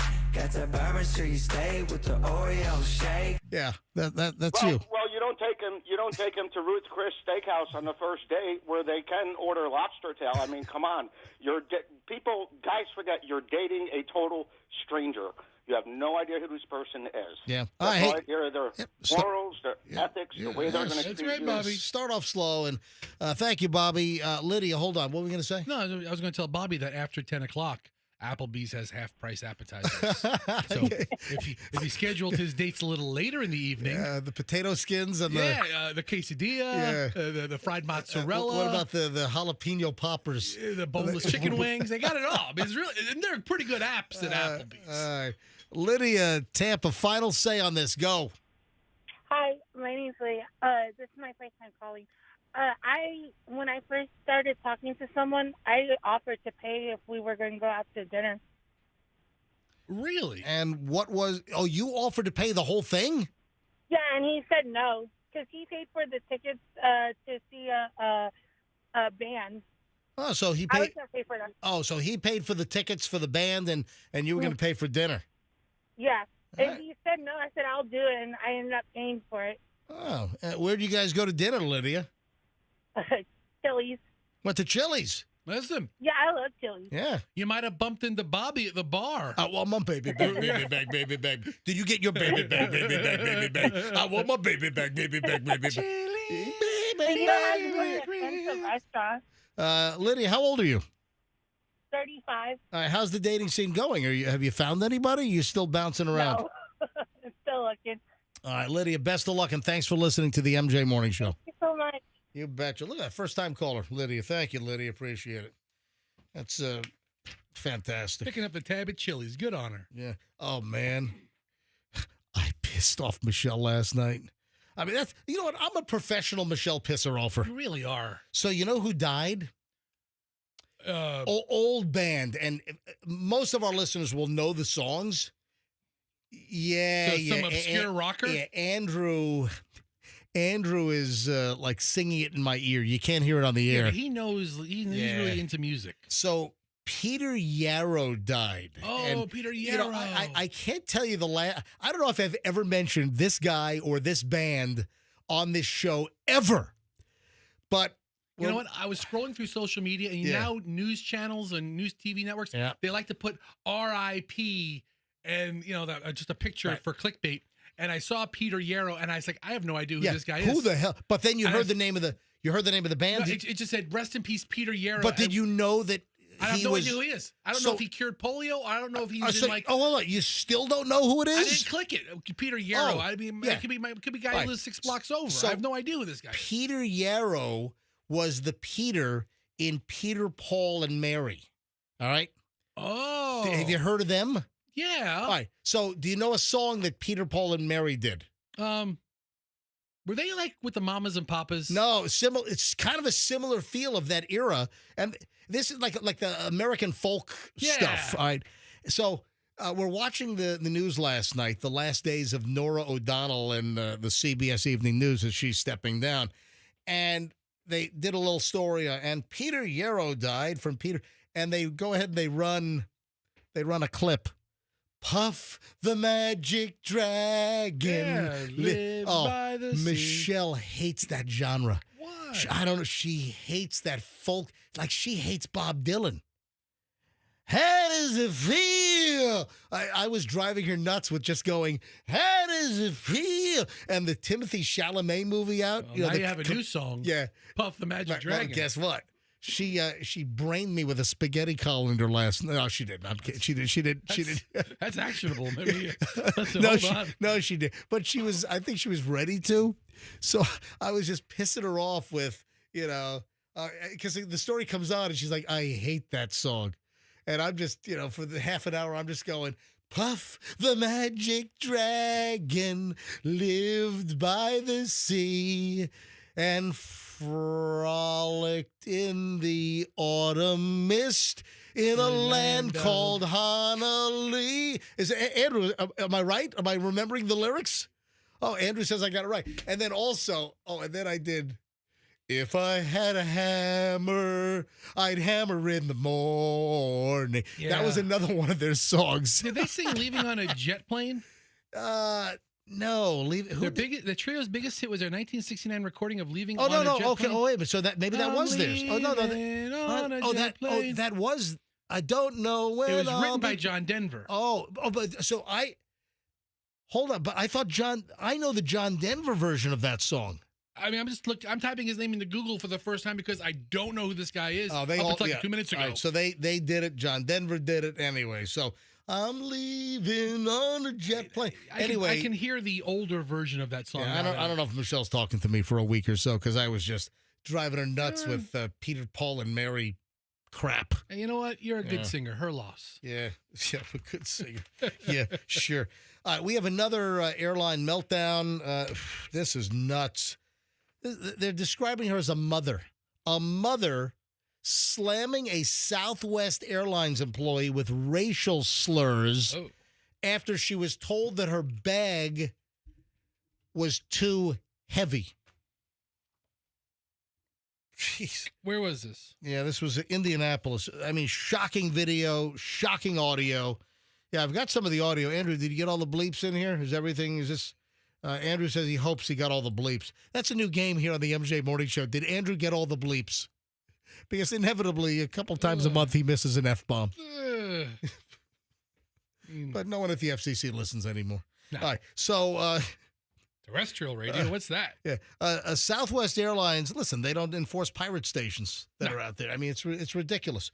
A Southwest Airlines passenger arrested after going nutso at the airport. I mean, just slamming a Southwest worker with racial slurs and insults after being told that her bag was too heavy. Yeah, really terrible video from the Indianapolis International Airport. Yeah, Whitney Kayla Wyatt, 30, had a confrontation at the bag check-in counter with a staffer Sunday morning demanding that they let her bag go, which was 5 pounds too heavy. So they allow 50, and then her bag was 55. Yeah, you got to pull stuff at 55. I can't fly 55. Yeah, too heavy.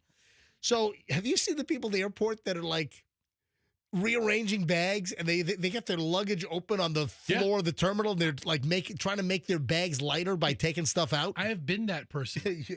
My wife once packed for a trip so heavy that I ended up carrying on half her crap from her from her check bag. Oh, man. So this is just ugly. So the woman demands they put her bag on. It's 5 pounds too heavy. And she starts verbally attacking a black staff member and also a white coworker after they said they can't put the, I mean, go ahead and be a bleeping, this is awful. I mean, having a total meltdown. I'll give you a little example of the audio here. And Andrew, man, there are some really, really rough lyrics here, or words here. So, rough lyrics. Yeah, rough words. So I hope you got them all. Listen. I work at a law firm. Do not come at me like that. Don't say first of all. I am freaking out right now. Look, I have 2 small children. I have a dog. Look, hey. No, look, ma'am. I have 2 small children and a dog, and my child came here for a very important surgery that he couldn't have. I really need help. Go ahead and be a. Oh my, holy crap. Called the worker the bleeping C word. That's what got bleeped out there. Thank you for bleeping that. The bleeping C word is what she called it. Okay. F-bomb C word. Yelling it. Oh, by the way, she's probably very disgruntled because she's wearing like a Raiders jacket and hat. And they've been eliminated. Not a good season. Yeah. Plus, didn't they fire the coach of the Raiders? After 1 season. Yeah. It's a whole different story. Well, also, no, the Patriots coach also. After 1 season. So both teams fired the coach after 1 season. Yeah. The NFL has a problem, in my opinion, firing black coaches after 1 year. Oh, both coaches black? Really? Antonio Pierce and Gerard Mayo. Well, listen, I don't care if you're black or white. If you're a good coach, you're a good coach. But maybe you need to give somebody more than more 1 than season. You hire the guy, give him 2 or 3, 4 years. Yeah, give him a couple of years. Yeah. I have issues with both those teams right now. I don't care if you're black or white. I don't care if you're Hispanic. I don't care what you are. You hire a coach. I don't care if you're the first Asian NFL coach. If you're a good coach, you're a good coach. If you're a sucky coach, you're a sucky coach. Yeah. Anyway, is that an awful story? So listen, this woman is expressing a lot of stressful stuff. I mean, she has a kid. There's a dog in a wagon. You hear what she said in the beginning? I work at a law firm. Oh, okay. Oh, do you? Oh, well. Yeah. Ooh la la. Yeah, that's going to change my mind on your 5 pounds overweight bag. The mother. What? Not to judge anyone by their appearance or their individual choices, but she has a full throat neck tattoo. She does. Hey, what does the law firm you work at think of that? She's got we got to talk about the tattoo story. Okay. Do you know about the tattoo story, the kid in Arizona? Nope, but I'm here for it. Oh, my God. That's in the pile, and you just opened up the door to that. Anyway, I work at a law firm. I mean, I work at a law firm. I work at a law firm. I answer a phone at a law firm. Do not mess with me. At me like that. Don't talk to me like that. I work at a law firm. I work at a law firm. Do not come at me like that. Shut up. Anyway, I mean, I don't know if they let her on the flight or I would ban her from the flight, calling an employee the effing C word. Here's the thing. She talked about her kid having to have a surgery. I mean, if that's the case, it's a very stressful trip to the airport. I get it. But make sure your bag weighs 50 pounds. Don't do that. Yeah, she was just melting down. Police were called to take her away. They gave her several warnings to stop her disorderly behavior. She refused to do so. She kept hurling obscenities at the officers at the Indianapolis airport that came to take her away. And she was eventually arrested for disorderly conduct and resisting law enforcement. So I don't know if she was released, if she was able to get on a different Southwest flight. Yeah, what flight are they going to let her on? Or if Southwest is going to put her on the no-fly list and, ban her from flying Southwest. What if her kid really did need a surgery? Kid misses his surgery because mom's a nutcase? Apparently, everyone in the terminal was shocked. Yeah, a woman by the name of Penny Thompson. She's the one that recorded the video and put it up on social media. And people are just absolutely shocked. Yeah, Southwest Airlines is not commenting. Because I would love to know, hey, Southwest, is she not free to fly about the country? No, she's not. No. Bing! You're not free to fly about the country. Not you. On Southwest. Wow. Unbelievable. And then let's do the tattoo story. What is it? From Arizona, you said? Oh, my God. I'm telling, phones are going to blow up on this. I would love to hear your take on this. 800-990-1047. There are people listening right now that know the Arizona 9-year-old tattoo story. If you know it, you want to comment on this, love to hear from you. If you're just hearing this for the very first time, I'd love to hear from you. 800-990-1047. 8:16, rolling up on 8:17. It's the MJ Morning Show. This is Q105. We're at 104.7 FM. Spread the word on the MJ Morning Show and that we're back. And this is the best morning show entertainment, pound for pound, in the entire market, entire state, entire Southeast. I think the whole country, actually. All right, so here's the deal. A tattoo artist put a tattoo on a 9-year-old kid after the parents insisted. Now, aren't there laws? Yeah, but not in Arizona. Okay. In Arizona, you can be any age, I guess. That's the law? If there's parental consent. So you've got these parents of the year that bring a 9-year-old into a tattoo parlor. Initially, they wanted to put a Trump tattoo on the 9-year-old kid's neck. All right, let me give you the story here. So if you know the story, you want to weigh in, or if you're hearing this facts for the first time, fire up the phones. Let's go. I would love to talk to you. I'd love to get listener thoughts and opinions on this doozy. 800-990-1047. I don't let my kids decide what they're going to drink for dinner. Right. So this tattoo artist in Arizona inked up this 9-year-old girl. So the tattoo artist ends up putting an American flag on the 9-year-old girl's bicep, on her arm. The parents wanted a Trump tattoo on the 9-year-old's neck. All right, take the Trump thing out. Take the politics out. A 9-year-old walks into a tattoo parlor, asks for a rainbow, whatever. I mean, you name it. Listen, who cares what it is? There's no 9-year-old that ought to be tattooed permanently with a tattoo on their neck. So the co-owner of the tattoo shop is, he's a co-owner. The name of the tattoo shop is Black Onyx Empire Tattoo. And the co-owner goes by the name Sosa. Okay, Sosa. Right? Is Sosa the tattoo artist I'm looking at? Yeah, so Sosa's the tattoo artist. He's a co-owner of the tattoo shop. So the parents asked for a picture of Trump to be put on the 9-year-old girl's neck. Listen, I don't care what the tattoo image is. Putting any parent walking into a tattoo parlor with their 9-year-old daughter saying, tattoo my daughter's neck with whatever. That is unfit parent palooza right there. It's unbelievable. So in Arizona, kids can get tattoos as long as the parents consent. That is ridiculous. How do you feel about that? Should a 9-year-old kid get permanently tattooed on the neck? Yeah, the artist refused to do the neck, ended up not putting a Trump tattoo, ended up putting an American flag. And then apparently said to the kid and the parents, all right, give me a year. You wait a year. If you still want a Trump tattoo a year from now on your neck, then we can talk about it. This is a terrible person as the tattoo artist. All right. Well, hold on. Why are you blaming the tattoo artist? You know what? No. Instead of refusing the whole job, I'll give your kid a flag tattoo. On the arm. Yeah, I'm all for the flag. That's great. But not on a 9-year-old's arm. The fact that he touched her at all with his equipment. All right. Listeners, those listening should a 9-year-old be given a tattoo? Should the tattoo artist completely turn down the job? Should the tattoo artist Sosa, should he have refused to even touch a 9-year-old with a tattoo needle?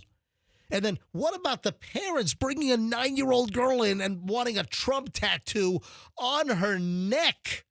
A visible neck tattoo on a 9-year-old. I mean, there are so many angles here.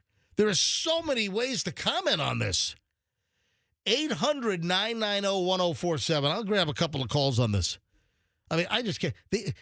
Child Protective Services ought to be called and yank this 9-year-old out of the parents' hands. And I'm not talking about the subject matter, just anything. The fact that they're even in a tattoo parlor with a 9-year-old girl saying, "Tattoo my daughter's neck." All right, what are your thoughts on this? 800-990-1047. So a little more to the story. Sosa, the tattoo guy, wanted to scare the family away. Initially said it was going to be $500. Otherwise, the tattoo would have been $80. Quoted him $500 in order to try to scare him away. Oh, that's fine. No problem. And the family went for it and paid him $500. All right, so Sosa talked them out of the Trump neck tattoo, put the American flag on the 9-year-old's arm. This happened some months ago, but then early January, early this month, the girl went back in to get the red retouched on the flag. It looks like, it sounds like he didn't do like the densest tattoo, that he kind of did it kind of lightly. I'm looking at it, and it is a thin tattoo. It is a thin, lighter tattoo. Almost like, was he like making it easier for potential laser removal at some point? There's still the big red, I'm sorry, the blue square in the corner. Listen, I would throw these parents in jail. These parents, I think, are unfreaking fit.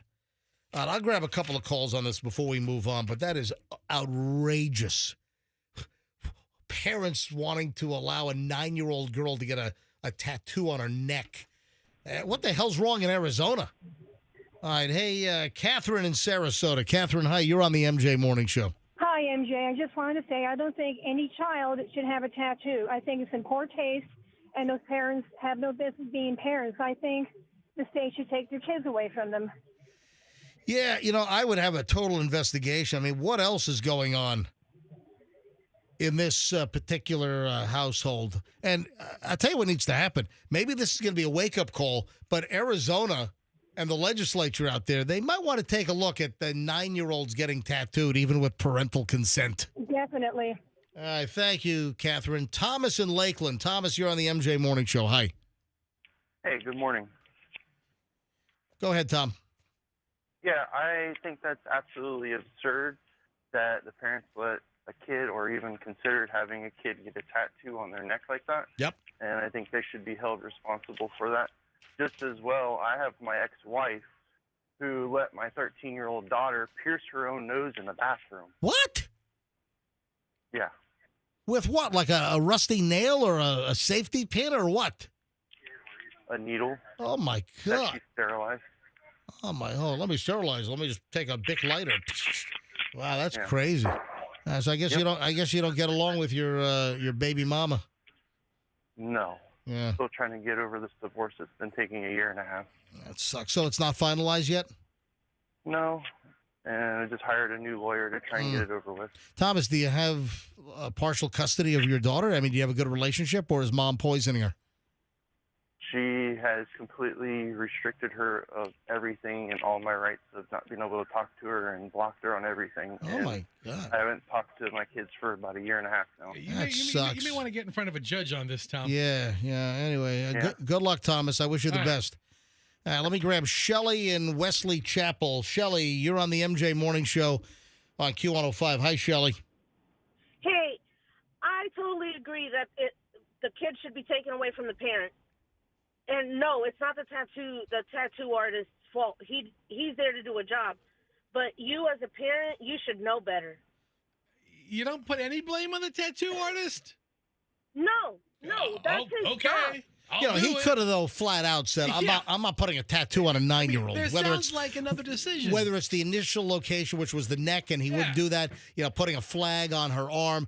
Listen, if I were the tattoo artist, I would refuse to, put a tattoo needle on a 9-year-old girl. Thank you, Shelley. Let me grab Jill in Parrish. Hey, Andrew, I'm going to wrap up with Jill, then Shannon. I got Madden and Wendy, and then I got to move on.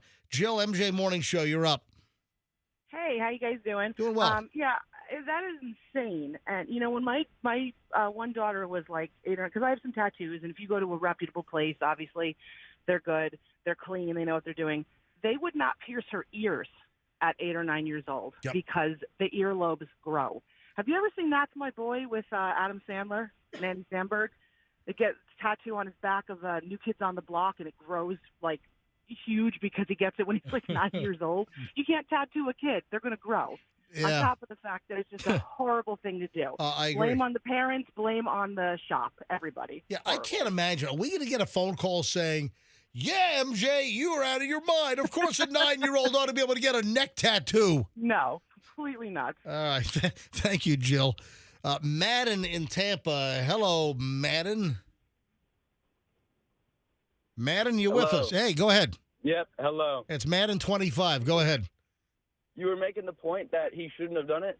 There's some tattoo artists out there that would do it. So I think he kind of made the right decision. No, he did do it. You know, he ultimately did. Yeah. He thought he was going to scare him away by charging him this exorbitant fee for the tattoo, but they went for it.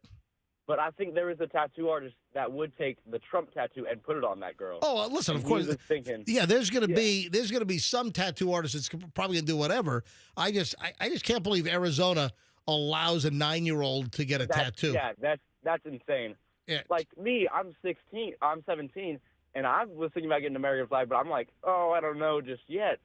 You still got to be very cautious about it. I mean, some people are a little bit more open to it, but... You on your way to high school right now, Madden? Yep. Yep, I'm about to pull up. Where do you go? Plant High School. Oh, man, the great Plant High School in South Tampa. Oh, yeah. All right, buddy. Have a good one, Madden. Thanks for checking in. Thank you so much. Bye. All right. Wendy, then Shannon, then we got to move on. Wendy Clearwater, you're on the MJ Morning Show. Hi. Hey, good morning. So my daughter was 15 and 7 months, and she wanted her nose pierced. I went to 3 different tattoo places, and they wouldn't do it. The last one, I walked in, the guy had a tattoo on his whole face. I thought, this guy is definitely going to do it. Right. And I tried. I was very polite, and I tried to argue. I said, it's legal with my consent. And he's like, I don't care if it's legal. In my opinion, I'm just not comfortable doing it. So I say shame on that tattoo artist. That's also, right. Yeah, they have discretion. Wendy, thanks for the call in Clearwater. Appreciate you listening. All right, final call on this. Shannon in Lakeland. Hi, Shannon. You're on the MJ Morning Show. Good morning, MJ and family. Yes. Okay, this is my thought, and it might be, a little to people, but hold on. Did you go? A lot of white supremacists that do that. What? I have heard of many white supremacists that will do that to themselves and their children. Oh, so you think that the parents were, you think, potentially Arizona white supremacists? Yes. Wow. No, that's because they want to mark their children as Americans from the day they're born. Wow. All right. Hey, listen, I'm not disputing what you're saying. I think it sounds like a total possibility to me. That was my first thought as soon as you said it. All right, thanks. Appreciate it. Hey, do you have the phone number? Remember the tattoo guy, the local guy that we had on? Remember the dude? Yeah. What was his name? I think his name was Cornelius from Ink Gods. Yeah, Ink Gods. And remember a guy came in and wanted a Waffle House tattoo? And Ink Gods here in St. Pete did a Waffle House tattoo on the guy, and he skipped out without paying. And we had him on. Do you have his phone number? I don't. I told you to get his cell number so we could call him up with any tattoo-related items. I wasn't really listening that day, but I can look him up. Cornelius, I think. Yeah, something like that. Ink Gods, yeah. I'd love to give the guy a call. What a crazy story. Hey, speaking of appearances, we've talked about these GLP-1, these drugs that are, helping people lose a ton of weight.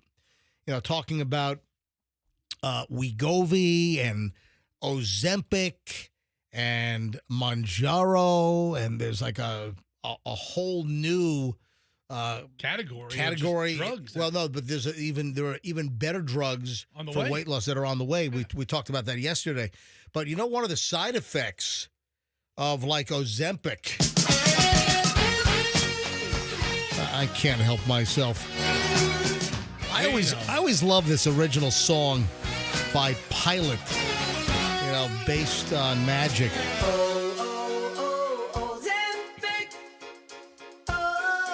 Guy made $1 million. The guy, the singer of this and the writer from the I think it's an Australian band called what was it? The Pilot. Pilot did the song Magic. Oh, it's Magic. The guy who wrote Magic made $1 million off the Ozempic jingle? Sold this for like $1 million. All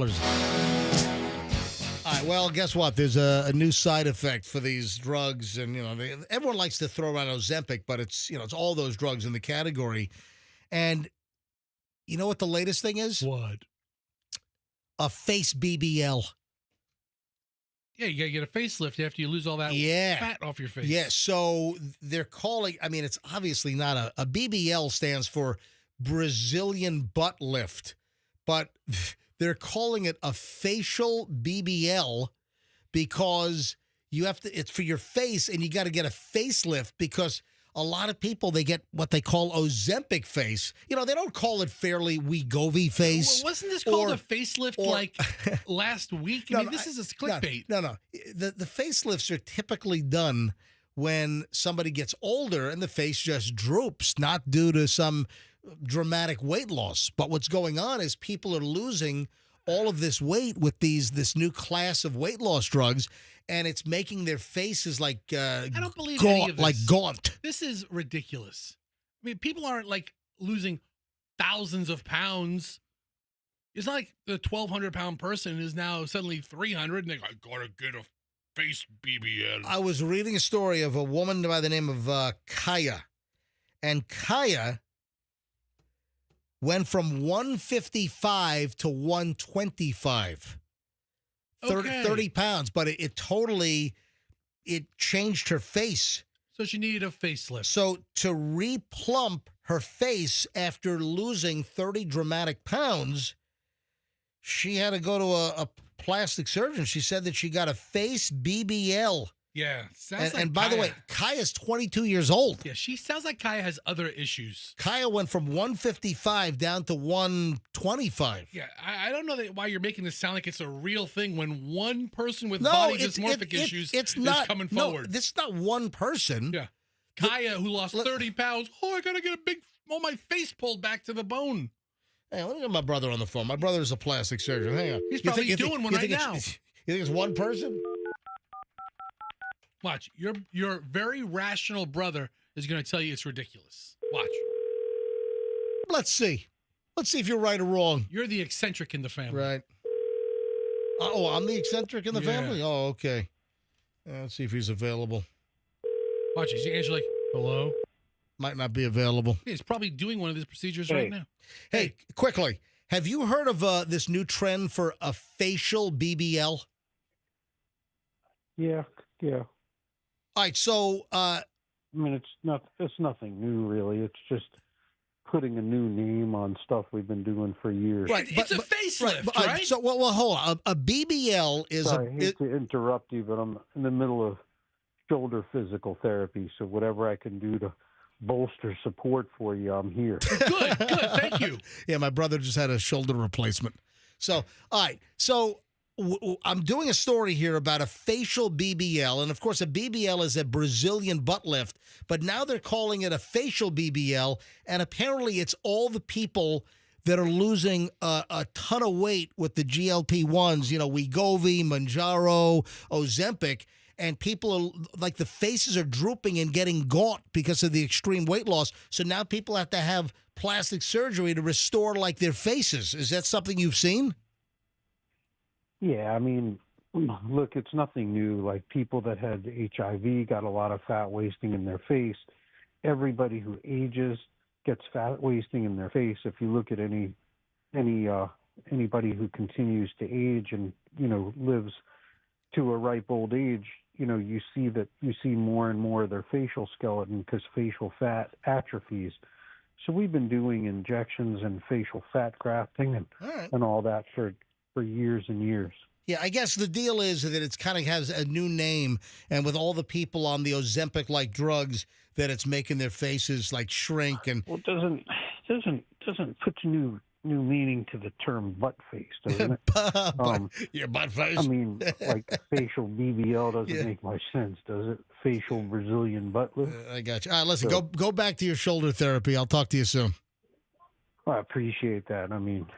Hey, Thank you, listen, I just got an email also. You got to fill out your paperwork for Philippines, okay? Oh yeah, I will. Yeah, get on. I will. Go do that, okay? Yeah.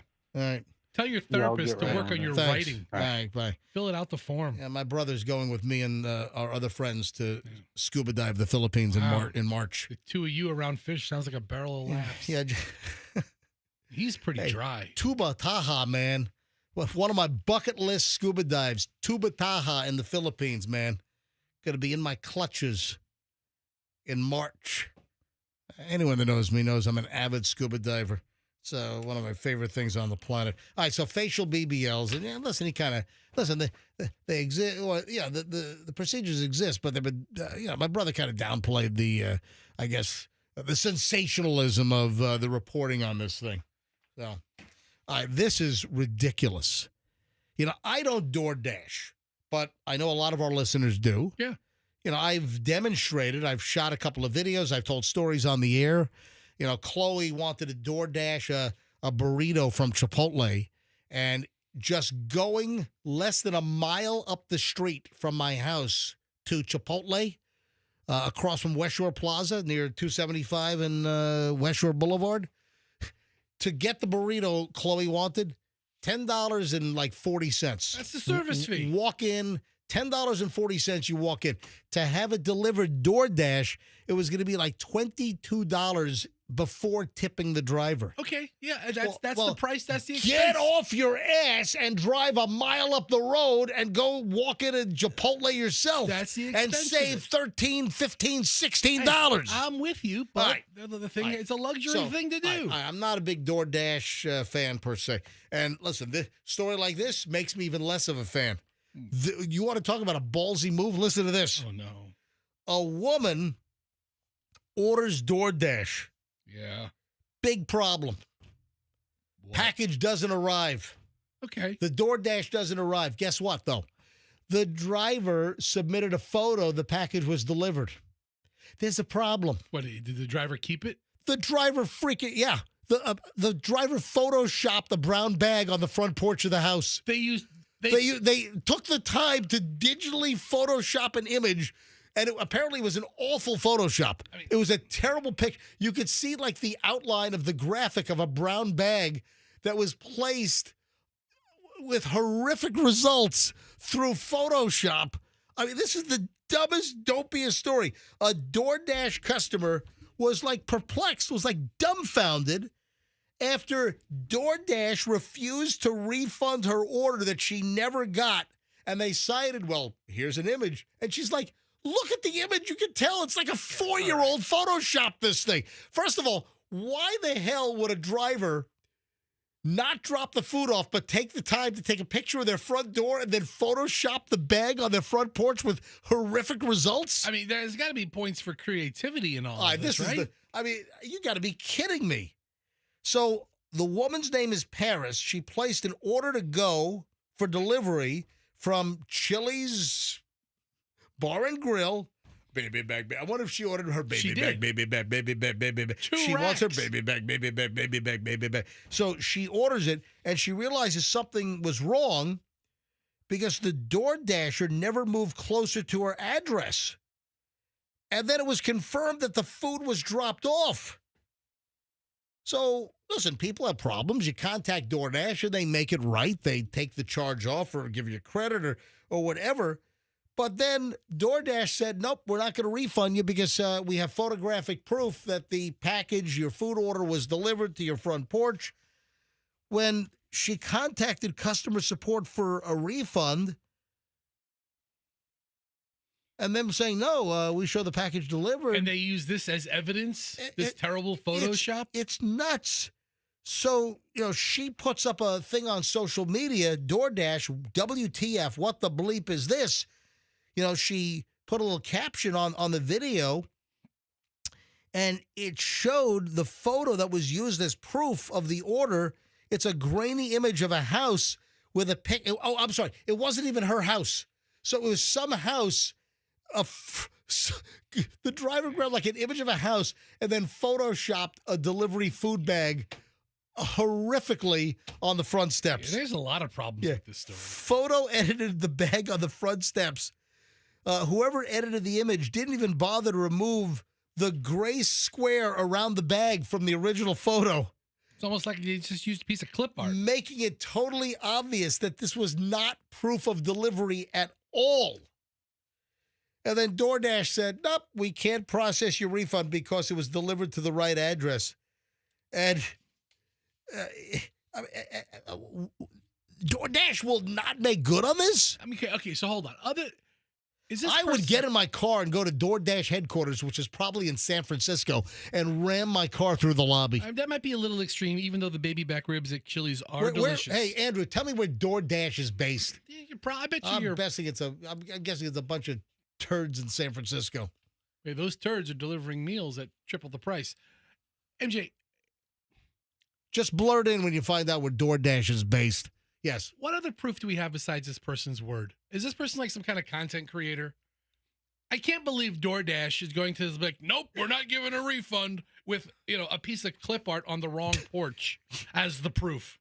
Hey, Andrew, how long does it take to see where DoorDash is based? He's a very busy guy in there. Yeah, very busy. Yes, extremely busy. Where is it, Andrew? Do you know where they are? Still looking? Well, just go to Wikipedia. We'll say where the headquarters are.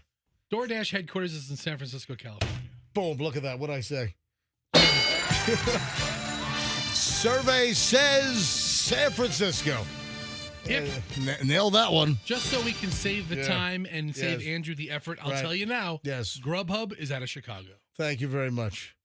What about Postmates? No, I'm kidding. I don't need to know this. All right, are you ready for this? Y'all ready for this? Also San Francisco. Oh, which one? Postmates in San Francisco? Yes. Yeah, I mean, San Francisco near, Silicon Valley. Near Silicon Valley, et cetera. Man, did you ever watch Silicon Valley? The movie? The HBO show. Yeah. No, I've never watched it. Oh, man, that's the best. Oh, it's the best. Yeah. Oh. TJ Miller. Guy, what happened to TJ Miller? He got a little bit of trouble. TJ Miller's one of my favorites. He's one of the total best out there. I comedian, and he was Ehrlich Bachman on. So if you're looking for something to stream, if you've got HBO, go back and watch. If you never saw it, watch Silicon Valley. What a smart, well-written, laugh-out-loud show. I'll get right on it. Yeah, I love that thing. You never saw an episode? No. Come on, watch Silicon Valley. Good stuff. Let me ask you a question. Is this reasonable or annoying? On an airplane, should you be able to ask for a full can? When you get drink service on an airplane, a lot of times they're just opening up the cans and they're just pouring. You get this little 5-ounce cup, 6-ounce cup. They fill it with ice. They pour the soft drink in there or whatever you're getting. Maybe you get 3 ounces of soda by the time the cup's full of ice. You might get 3 sips. Yeah. And then that's about it. I always ask for the can. I want the can. Every time. I want the can, absolutely. And listen, I don't want the cup. I don't want the stinky, dirty, contaminated ice. Just give me the can. Well, a lot of times the can is not cooled. A lot of times the can is cool enough for me. Okay. And I don't get a soda. I get whatever club soda or sparkling soda or the 0 calorie, the bubblies or whatever they call the various slightly flavored sparkling waters with 0 calories. So you get the terrible stuff. That's what I order. So I was reading an item about traveling, and there was a traveler that was asking the question on social media. This was on Reddit. This is on a airline forum. I guess it was a Delta forum. So it was the Reddit Delta forum, and the traveler was asking the people on this Reddit thread,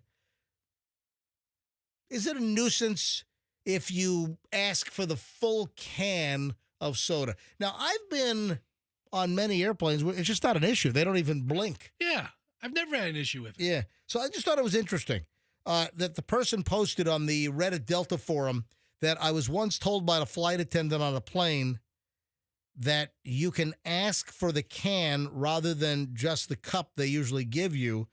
And, yeah, that's true. And the reason I'm bringing this up, a couple of things. The user wrote, on a recent flight, the flight attendant told me that was not possible. I'm not going to give you the can. What? So, yeah, I've never experienced. Well, hold on. But this is why I'm bringing up this story. This happened to me once. And this is indelibly etched in my mind. And the language that the person used, I mean, to this day, I'm like, what the bleep? It doesn't haunt me. I just remember this. It, yeah. So I was on, and I'm telling you, once I mention this airline, people are going to say, oh, yeah, I forgot about that airline. Really? This was an offshoot. It was a budget offshoot of a major carrier. Okay. What was it? Andrew just got it. Andrew just said it in my ear. All right. What was it? Value Jet? No. Value Jet was its own airline. Come on, dude. I just gave you a clue. It was a budget offshoot of a major airline. Come on. United Airlines had one. Right. Ted. Yes. Yeah, United had one. That's right. Yeah. So United used to have TED. Remember that? Back in what? The early 2000s, maybe? TED Airlines. It was TED. It was TED. It was the budget United. They called it TED. And I'll never forget. I'm on TED. Michelle and I are on TED. I think we might have been flying like Tampa to Denver or whatever. And the flight attendant comes down. I was about to say stewardess. The flight attendant comes down the aisle with the beverage cart. And I'm like, yes, can I get the whole can? I got scolded. The TED flight attendant years ago said, and this is what sticks with me, TED does not give out full cans. As if there's a guy, Ted, and Ted decided, nope, no full cans for the passengers. You can only pour just a little bit of liquid in the little plastic cup. So you told her cup. So you told her you'll take it in the can. I'll take it in the can. You told her you like it in the can, right? Unbelievable. You actually prefer it in the can. I still remember those words, and it was like so condescending, and it was like she was speaking for Ted. Oh no, Ted does not give out full cans. Did you tell her that in the can is your preference? Oh, I like to take it in the can. Yes, that's what. I got 100 in the can jokes. Hang on. Sheila's in Largo. Sheila, hi. You're on the MJ Morning Show. Morning. I always ask for the full can, and they always comply. Yeah. I have never, ever not had compliance. The only time was like circa 2000 on TED where the flight attendant did not want to give me the full can because TED does not give out full cans. Oh, really? Well, you get TED right here. You get, hold on, you never heard, you never knew that United had a cheaper airline called TED? No. Oh, yeah. Yeah, absolutely. See, MJ, much like you, Sheila is a big fan of in the can. Hey, thank you, Sheila. Have a great day. Hey, Andrew, tell me the years of TED's operation. When was TED started, and when did United shut down TED? All that expense, having to paint the airplanes TED and all that crap, and yeah, so that just sticks. Yes, Andrew, what do you have? Okay, they were founded November of 2003. Okay, started operations in February of 2004. Okay, and ceased operation January 6th of 2009. Well, that was short-lived. About 5 years. All right, so it wasn't 2000. So it must have been 2004 or later. Yes. TED does not give out full cans. Give me a freaking break. 8:50 at the MJ Morning Show. This brings to an end over an hour and 20 minutes of non-stop MJ Morning Show. Over an hour and 20. We do it every morning, right around 7:25. Every day, we go for an hour and 20 minutes with no interruption. Just nonstop content, no music, no commercials. And I always give you more than an hour and 20 minutes. Hey, we still have more to come. We have almost an hour to go. And plenty of good stuff on the way, including a Gen Zer that's trashing Billy Joel. You're not going to believe a Gen Zer listening to Billy Joel music has some horrific comments. The beloved Billy Joel. You got to hear this coming up. Also, speaking of Gen Z, they're afraid of something very, very common. Something that makes Gen Z nervous. Listen, I can see this. All right, that's just a couple of things coming up. in minutes next here on the MJ Morning Show on Q105. Any roofing issue that you have, you go right to Westfall.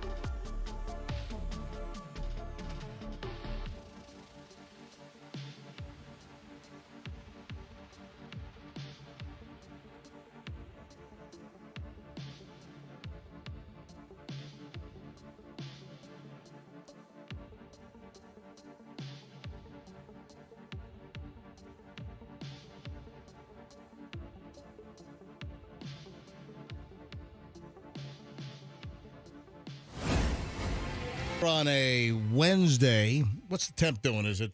We don't do much weather here on the MJ Morning Show. Other than when warranted, obviously no one beats our hurricane coverage. Nobody beats that, along with our good friends at Channel 28, ABC Action News, headed up by Chief Meteorologist Dennis Phillips. I got 45 degrees here in St. Pete. Yeah, I'm looking out of the AccuWeather window here. It looks wintry and blustery. Yes. I got snow. We got a couple inches of snow on the ground here. Flurries to be expected later today. No flurry. When was the last time we had snow in Tampa? It was like 1978 or 79 or something? Something like that, Yeah, it was well before my time, but there was a little coating of snow. Dusting. Yeah, thank you. Yes. Like a panko dusting. So in St. Pete, it's 45 with a feels-like temperature in the upper 30s. Yeah, baby. In Tampa, it is currently 41 with a feels-like temperature of 36. That's brisk. Hey, there's a Generation Z commentator that is just ripping Billy Joel. Why? What do you do? First of all, this is preposterous. A user on X, formerly Twitter, is just nailing and just attacking Billy Joel, calling Billy Joel's music sinister. What? What the hell are they saying? Guess what song? And this is preposterous. Guess which Billy Joel song like Generation Z. This is a Generation Zer. Is it a big? Guess what Billy Joel song this Generation Z individual heard from Billy Joel and classified Billy Joel as sinister. All right, is it a big Billy Joel hit, or is it like one of those kind of like deeper cuts that a lot of people know? Not a deep cut. Pretty big hit. Very big hit. Is it about the promotion of alcoholism in Piano Man? Nope. About how the waitress is flirting with the guys to get bigger tips? Nope. Is it about Davey, who's still in the Navy and probably will be for life? No, listen, move on. Okay, so it's not Piano Man. No, move on. A bottle of red. Is it? Nope, not that either. Scenes from an Italian restaurant? Not Italian restaurant. You may be right. I may be crazy. Talking about his psychosis? Nope. I don't know. You had to be a big shot, babe. Not that one. I mean, this is like the least likely Billy Joel song that anyone would think is sinister. River of Dreams, where your dreams go to die. No, come on. That's what? No. That's one of his biggest hits, River of Dreams. And it believe it or not, it's not We Didn't Start the Fire. That's awful. It's not, all the terrible things that happened in the middle of the 1900s. Yeah, JFK blown away. Nope, not that one. Like I said, this is like the least likely song that anyone would hear from Billy Joel and think this was sinister. Always a Woman. Nope. She's Got Away. Nope. Stormfront. Root Beer Rag. What? Root Beer Rag was an instrumental in one of his earlier. Oh, was it? Yeah. Sorry. It was a deep cut. Sorry. Never heard of that. Yeah, look at Billy Joel Root Beer Rag. It's peppy. I don't know. What? What am I missing? What do you mean? The real pop side of Billy Joel. Yeah. Ridiculous. I don't. And then, speaking of Generation Z, guess what phobia Generation Z has? The fear of Billy Joel songs. What happens if I play both at the same time? Oh,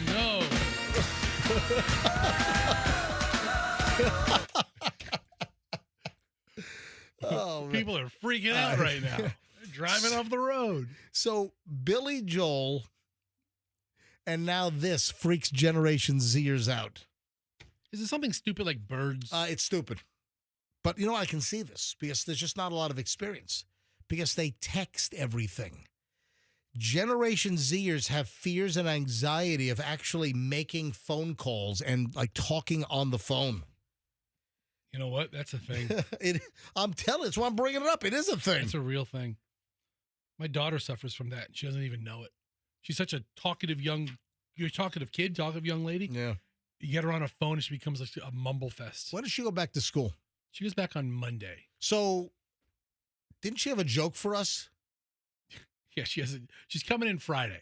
Oh, she'll be in Friday? I'm going to bring her in on Friday. All right, so we'll have a Hadley joke on, because you told me the joke, and I said, yeah, she ought to tell that on the air. She has a couple of jokes up her sleeve. All right, so Fester's very precocious 13-year-old daughter, Hadley, will be in studio on Friday with Jokapalooza. But talking to your face, she can talk to you. But if you get on the phone, she's not sure when it's her turn to talk. She talks in short sentences. She stammers. She mumbles. She stutters.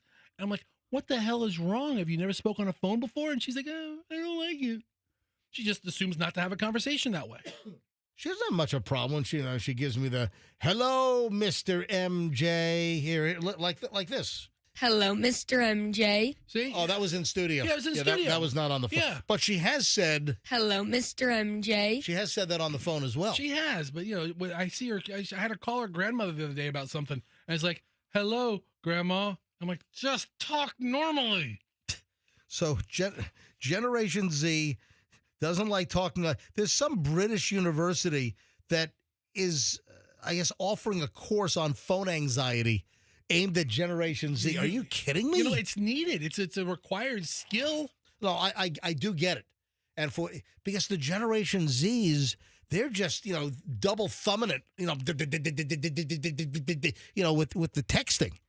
And, with the younger generations, we've lost like interpersonal, actual speaking verbal communications because of all the texting. And, people don't like, a lot of people, even the other generations, even older generations are texting more and talking less. I don't think that's good for societal evolution. Yeah, but older generations at least know how to talk on a phone when the call does go through. No, I agree. All right, hold on. Let me grab Melissa in Largo. Melissa, you're on the MJ Morning Show. Hi. Good morning, MJ. And I wanted to say I was making my daughter's dental appointments and doctor's appointments all the way until last year. And she just turned 30. And with my younger kids, I literally have to make them order their own food in a drive-through or speak to the people at the cash register because of this actual real communication anxiety that they do have. It's a real thing. Your daughter is 30 and you've got to call up and make her doctor's appointments? She called me, and that's when I put it into it. When she was like, Mom, I need a dental appointment. And I was like, okay, why are you calling me? She's like, well, I don't know what to say. And I was like, you call them and you tell them you need a dental appointment, just like you called me. Wow, it's like phonophobia. Yes, it is. Like they haven't really actually talked to other people. Yeah. It is the texting. It's the Snapchat. It's all the things that they're not doing with real people. And so you have to almost force them, like shove them to the front of the line and go, here, tell them what you need. Shove them. All right. Thank you. She's exactly right. We went to a restaurant a couple of weeks ago. Yeah. I told Hadley, order what you like, and she just became a mumble fest. What kind of drinks do you have? I'm like, who is this kid? What are you Hello, saying? Mr. MJ. Yeah. Like, Yeah. come on. Hey, something else I want to talk about. I know, Fester, you sent me a note on this. I did? And you said you don't like this dog. Okay, this breed of dog? I have no problem with this breed of dog. I have no problem with this breed of dog going away. Well, that's what you pretty much said. Yeah, I mean, really, I don't know what useful purpose this dog has. I've seen some very sweet ones. Sure. I get, maybe I've never had an encounter with a mean one. I've always seen sweet. Listen, this is not my choice for a dog. Listen, I'm not going to have one of these in my house just because I have my ideas of what breeds of dog we like, and there are people who love this breed of dog, and yeah, I've seen sweet ones too. Yeah. But in the back of my head, I'm thinking this dog could trigger at any second. As a kid growing up, we had Doberman pinchers. Yeah. So we had 1, 2, 3, 4. Then later on, after I'd left, I think there were 2 more. I think my family altogether had like 5 Really? Doberman pinchers Those are over the years. good-sized dogs. Yeah, and Dobermans they're phenomenal dogs. I mean, the Dobermans that we had were just incredible animals. Now, Michelle and we've had Jack Russell Terriers as an adult, and when we were, when I was owning my own dog, we gravitated toward the Jack Russell Terrier. Okay. And we've had a Jack Russell or 2 since 1995. Love the breed. So Fester sends me the link to the story, and of course, this is all over the local news. Yeah, it's not breaking by me, of course. This is a big story, but Fester adds a commentary to a link that he sent me an email last night. I hate this dog, or I don't like this breed. I'm not a fan of this breed of dog, and I know a lot of people are, and I know there's rescues for this dog, and certain people love this dog. Yep.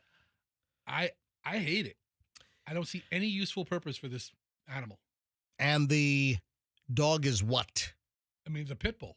So Fester's talking about the pit bull. Yeah. I don't mind the pit bull. I've seen some very sweet pit bull. Listen, I know there are pit bulls that chew 4-year-olds' faces off. Yeah, that's the reason. Yeah, I get the that. reason. But I've never heard of a Doberman chewing on a kid. Well, that could happen with any dog. You've got I've seen some little little vibrating little wuss little toy dogs that are just nasty little dogs. Listen, that'll snap at you. A pit bull is just a ball of muscle.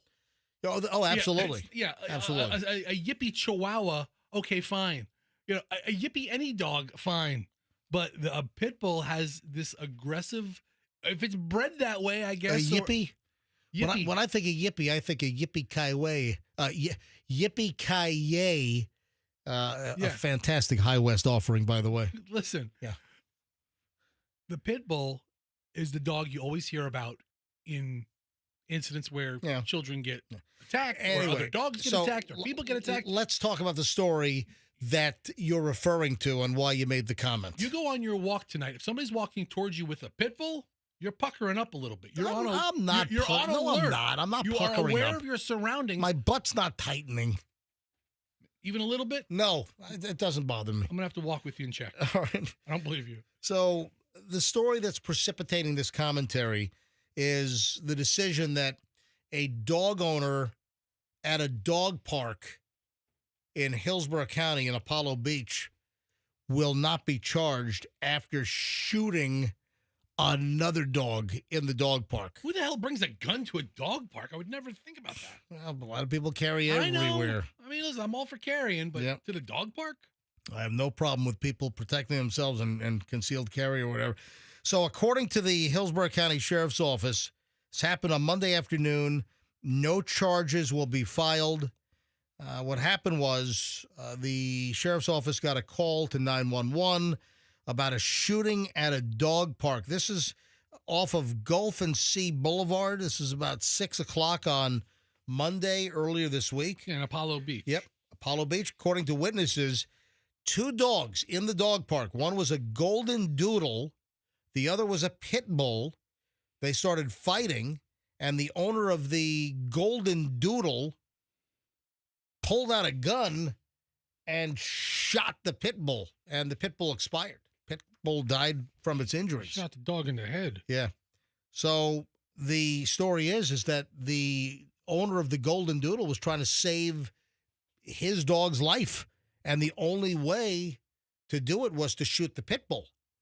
And according to Florida law, that is acceptable. So witnesses confirmed the story that the pit bull attacked the Golden Doodle, and the only way, apparently, to get the pit bull off of the Golden Doodle, the owner had to pull out a gun and shoot the dog. Channel 8 story. He started trying to pull away his dog, and the other girl, because she wasn't right next to the dog, ran over, started to try to pull him away. I heard him scream that he was going to shoot her dog. Then he pretty promptly took out a gun and shot the dog. Yeah, he said he's going to do it, and he did it. It's according to an eyewitness statement who was at the dog park when the shooting happened. Was the dog on a leash? Was the dog under control? Well, typically in the dog parks, it's a fenced-in area, and the dogs run around. That's the purpose of a dog park. Yeah, the Hillsborough County Sheriff's Office says the shooter is not going to be charged. The Hillsborough County Sheriff's Office released this statement to the media. The law permits dog owners to take necessary actions to protect their pets and themselves in these situations. Their dog was being attacked, and the owner could not rein or regain control of their animal. The dog attacking the other dog posed an immediate threat to their pet and potentially to other people in the park. Florida law allows you to use deadly force with a firearm to defend your dog.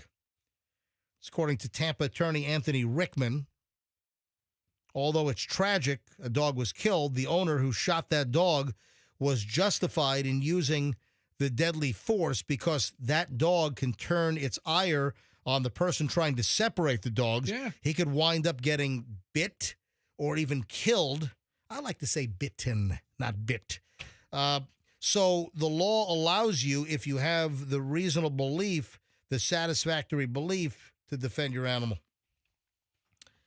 And Florida law also allows guns in public parks. Okay. So witnesses said the other dog owners were shocked to find no signs prohibiting guns in the Apollo Beach. Well, why not? I mean, you're in public. There are certain places that you cannot carry a gun. And if you're like a school and a bar and a restaurant, schools,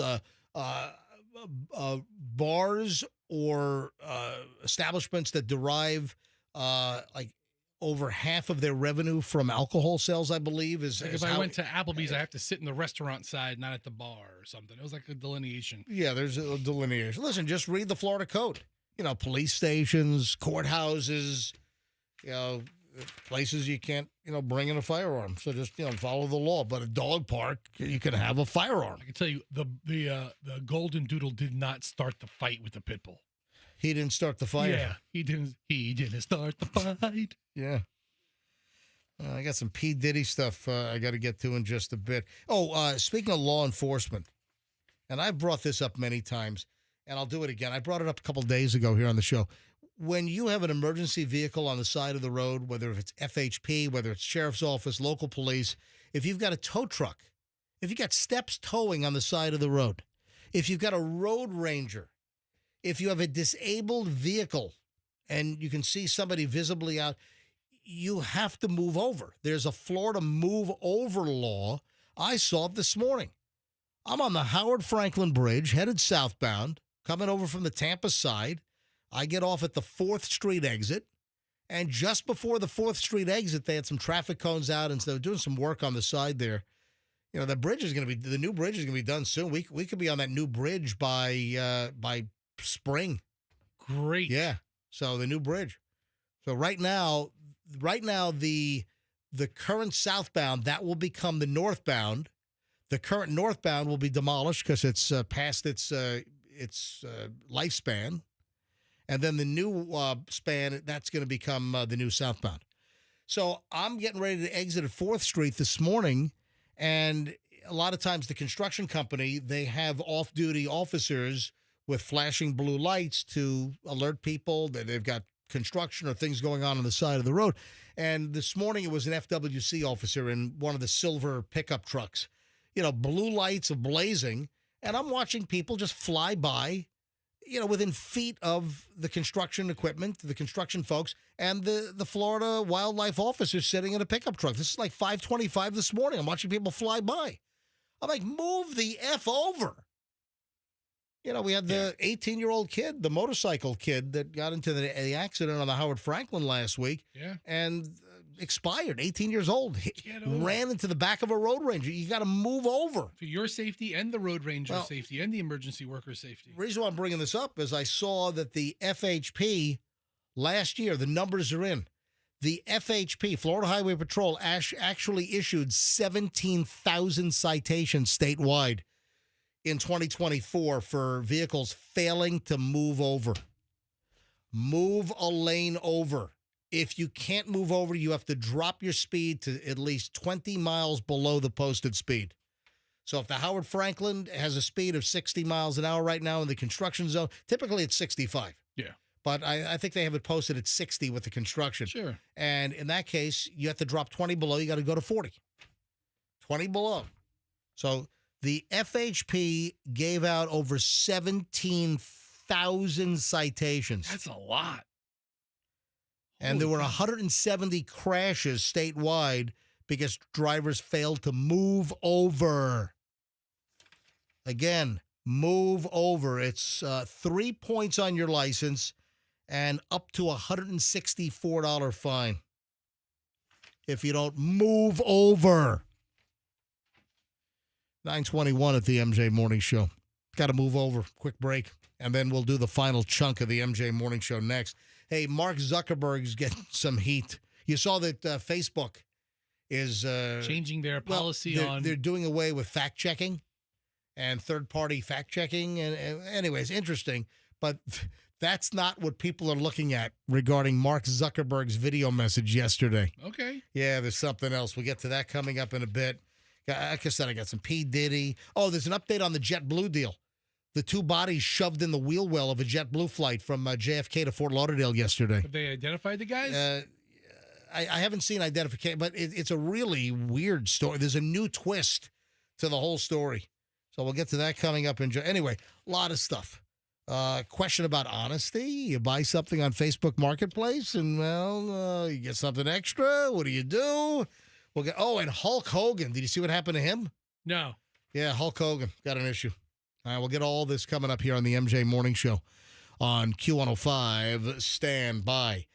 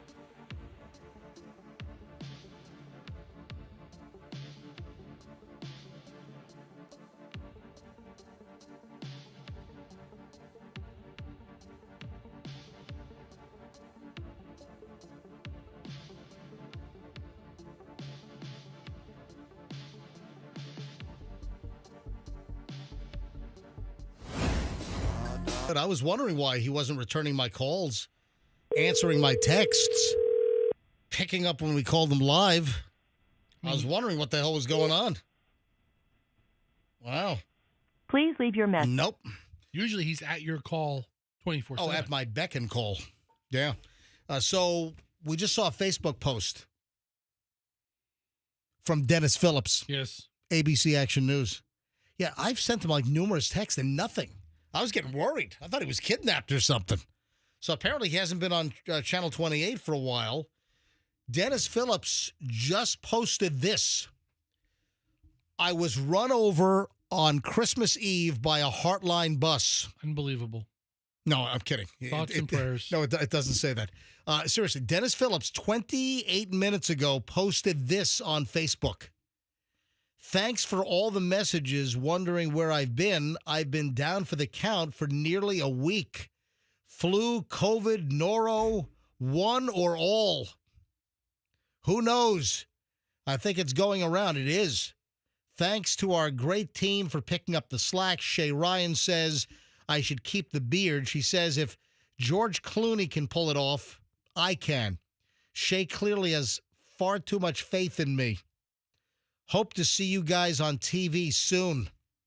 Yeah, but he posted a very sickly picture of him. I got to be honest. His face, I didn't recognize him. Yeah. Fester brings up the picture without me seeing, and he says, who's this? I didn't even recognize Dennis Phillips. He has about a half-inch white beard, all white, Santa Claus white beard. Wow. Well, he's always clean shaven. Yeah. Wow. His TV reporter roots are growing out. But that's going around. Yeah. I mean, you got the flu. Hold on. Do I have a story about? Hold on a minute. What about the flu going around, or the? Hang on. Or the norovirus? Yeah. Well, everything. Flu rates are surging across the United States, and Florida is not the darkest of red, but we're the second darkest from red. So it's still very high. So we're in the very high category for flu right now. So people are getting nailed. You know, COVID is still a thing, and all the mutations, the flu, and norovirus. You know, the cruise ship poops are going around, and you don't have to be on a cruise ship. Have you gotten a COVID shot since the original couple of COVID shots? Say it again. Have you gotten a COVID vaccination? I have not. I had, what did I get? I had COVID 1, COVID 2, and I think I might have taken one of the boosters. So, yeah, the first booster. And and that's it. I have not done anything since. But even that would have put you into the middle or end of 2021. Yeah, somewhere in that vicinity. Okay. Yeah. I'm just asking. I remember those freaky times. Michelle and I were in the car lines at the dog track off of Sly. Yeah. Jeez, man. The Army, the National Guard and the Army was there. 5 years ago. Yeah. Oh, jeez, man. 5 years ago, just shy of 5 years. Well, no. March would have been 5 years. Yeah, I was in New York. I got the COVID. I got those here. You got them here because the vaccine took. Yeah, because we were in New York City when COVID. Oh, that's right. So, but it's not. It would be 4 years. Because it was the vaccine. Vaccine 2021. 5 years since COVID started. We were introduced to it. 5 years. Right about now is when we started hearing about all the the Chinese crap. And then, some people were getting sick in the Pacific Northwest. You had a guy in Chicago. Those are some of the first cases. And, man, it seems like a distant memory, doesn't it? Unbelievable. Yeah. All right, 9:34 at the MJ Morning Show. You got Mark Zuckerberg and Facebook taking a hit. People are saying, what? You're stopping the fact-checking? What the hell's going on? Yeah, if you didn't hear what's happening with Facebook, and this is not really why I'm doing the story. There's something else regarding Mark Zuckerberg that people noticed about him on the video. I didn't see or hear about the video, other than I saw the headline of the fact-checking stuff. Hey, Dennis Phillips, is he in a hospital bed? It looks like he's home. He's wearing a T-shirt. T-shirt. So? It looks like he has a gray sheet with a white pillow balled up behind his head. I feel bad because I was wondering why the hell he didn't text me. Yeah, he always texts me back, and then nothing, and now I know. I probably should have gone a little deeper on why he hadn't texted me back, but I just got distracted. Well, you don't assume that he has this debilitating illness for the next couple of days. Well, debilitating illness. I think it's something more serious than the flu, but still the flu can really knock you on your butt. He doesn't look good at all. We hope you feel better soon, Denny. Yeah, we do. All right, Denny? Yeah. I want to call him Denny. I do. I don't like calling people by their name. I like calling them a variation of their name. Like Michelle, I call her Meech. Dennis, I call him Denny. Yeah, calling my wife Meech is the dumbest freaking thing. To you? Yeah, what do you call me? Asshat. All right. So Mark Zuckerberg. Yes. What happened in the video? Yeah. So here's the deal. Turns out, I guess, Facebook and Mark Zuckerberg, they make an announcement.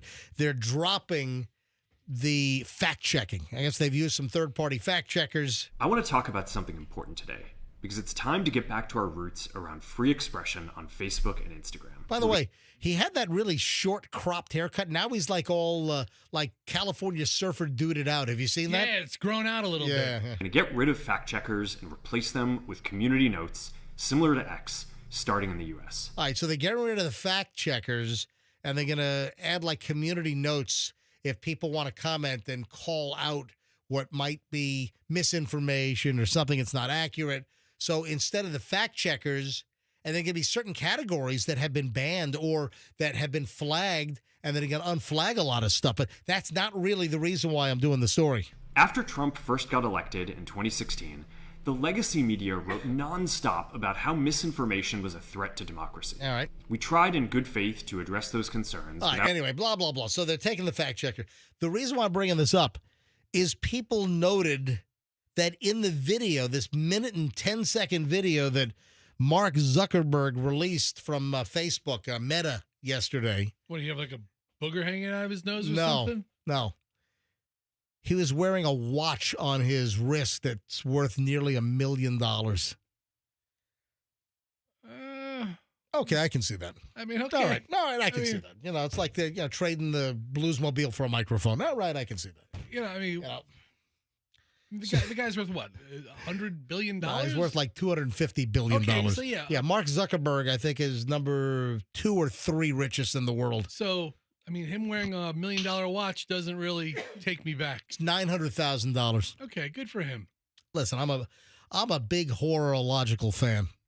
Thought I was going to say something else, right? Well, I did, and I'm a big horological fan. And both could apply. Yeah. So no, I'm a watch fan. I love watches. I love mechanical watches. I love the art of watchmaking.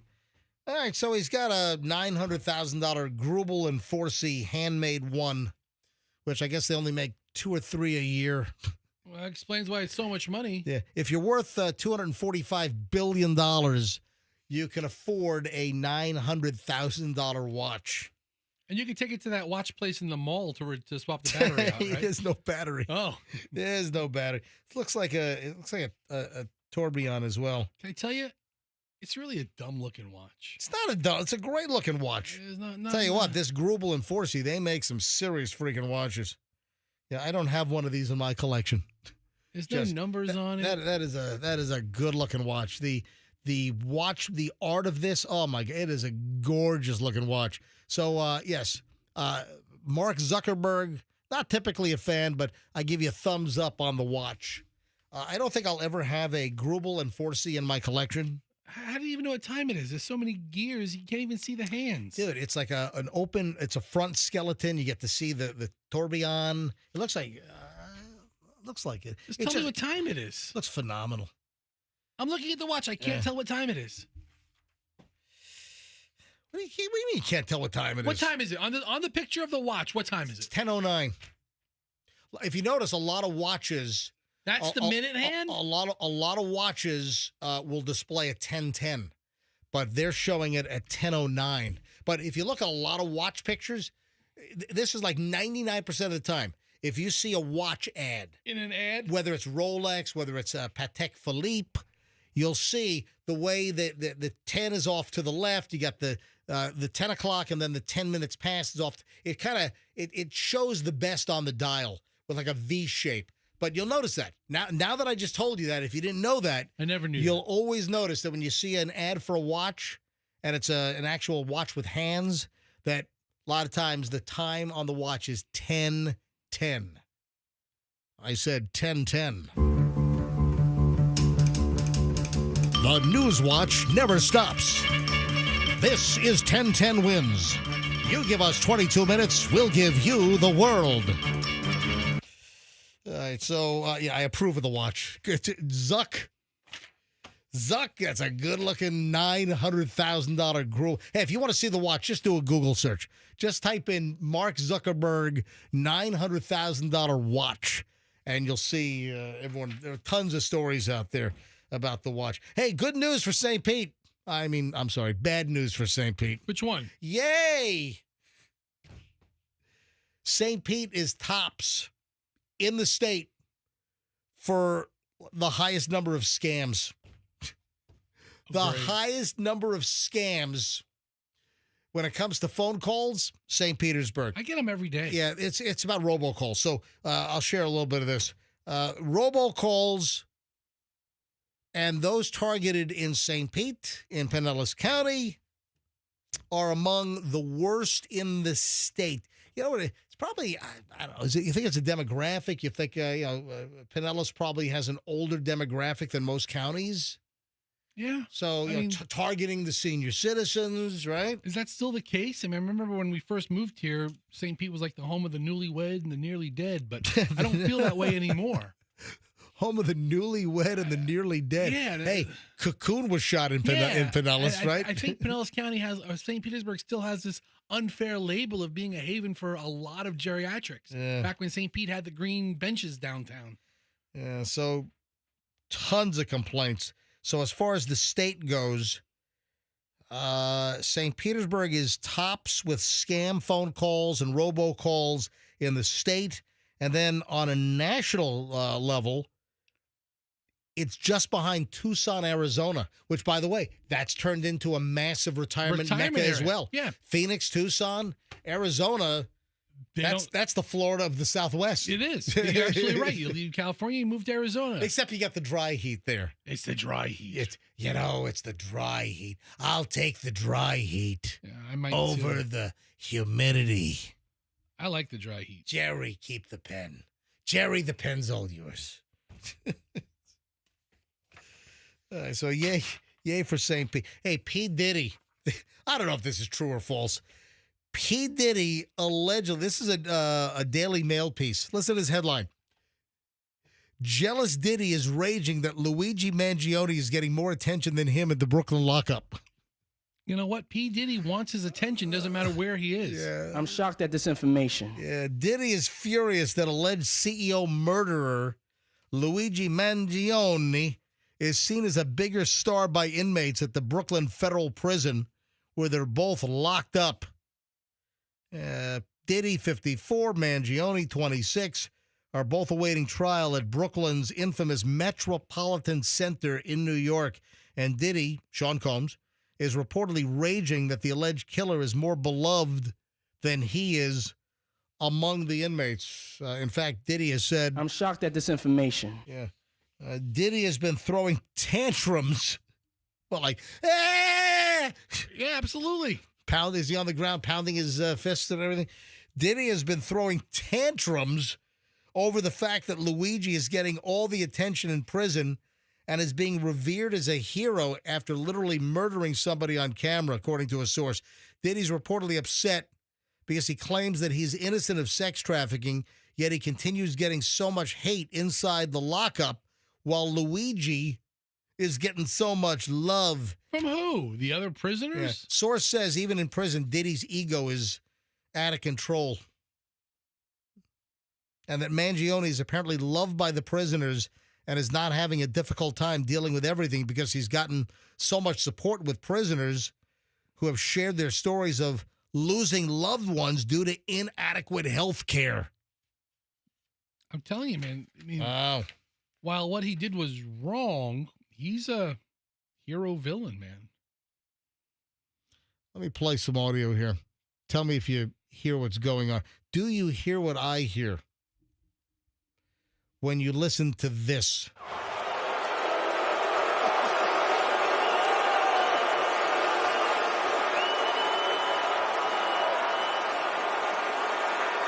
Holy crap. You know what that is?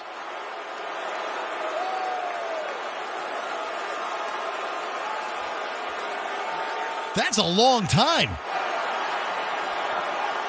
That's an ovation? Or a No, boo? dude, listen to the beginning of the audio clip. Listen to this.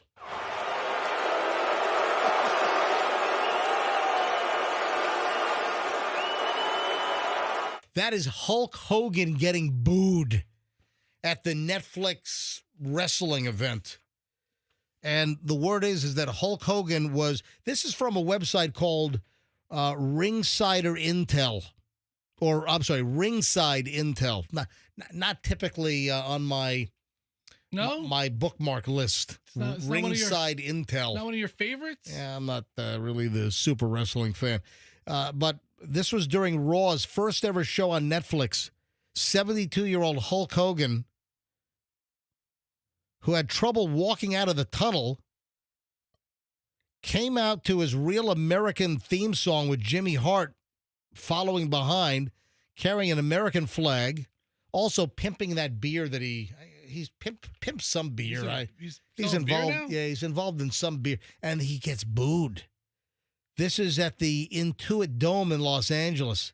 17,000 plus in attendance, and they're booing him out of the building. Why? Listen to that. I mean, they're booing him. Oh, he doesn't even know what to say. No, he's looking around, and he's wearing Real American beer. Yeah, so he's getting booed. Well, let me tell you something, brother. Oh, man. And then they're still booing him. Yeah. Wow. All right. Apparently he's irate. Oh, come on. Hulk, one for the money, two for the show. It's all fake anyway. Did he fall out of favor? Is the fans not like Hulk Hogan anymore? I think Hulk Hogan represents a different generation in wrestling. I mean, he's what, 70? 70. I just said he's 72. Yeah, so he's a different generation. All right, a couple of quickies before we get out of here. You know what? I'm going to save this for. Somebody bought something on Facebook Marketplace, and then they got more than they bargained for. In a good way or a bad way? In a good way. Okay. And yeah, it's like, what do you do? I'm going to say, you know what? We're late in the show. I'm going to say, I want to spend more time on this than just kind of rush it through. So we'll do this tomorrow. And it's really a very interesting story. And it's sort of like a John Quione's, what would you do? kind of thing. What would you do? Before we get out of here, though, there's a little update on that JetBlue story. Remember yesterday about 9 o'clock, we had the breaking news about 2 bodies were found inside the wheel well of a JetBlue Airbus 320. Yeah, it went from New York to Florida. At KFLL at Fort Lauderdale, Hollywood. Well, there's more information. They're now saying the bodies were badly decomposed. So they've been there a while? Well, that's what it would seem. Were these bodies all crammed up in the wheel well for a while? Well, here's the thing. They said it was found during a routine maintenance check. Yeah. So I guess they don't perform every maintenance check for every flight. No, of course they don't. Yeah, The pilot doesn't walk around. If there's a problem, then maintenance is called in. Yeah. But you have scheduled maintenance. Anyway, here's the deal. 2 men who were found dead inside the wheel well of a JetBlue plane in Florida after spending the day flying to and from New York City. It was brutal temperatures outside, but it says the decomposed bodies were discovered inside the landing gear during a routine post-flight inspection at Fort Lauderdale Hollywood International Airport. Well, why couldn't they have been up there for 100 flights? Well, here's the deal. The plane landed in Fort Lauderdale around 11 p.m.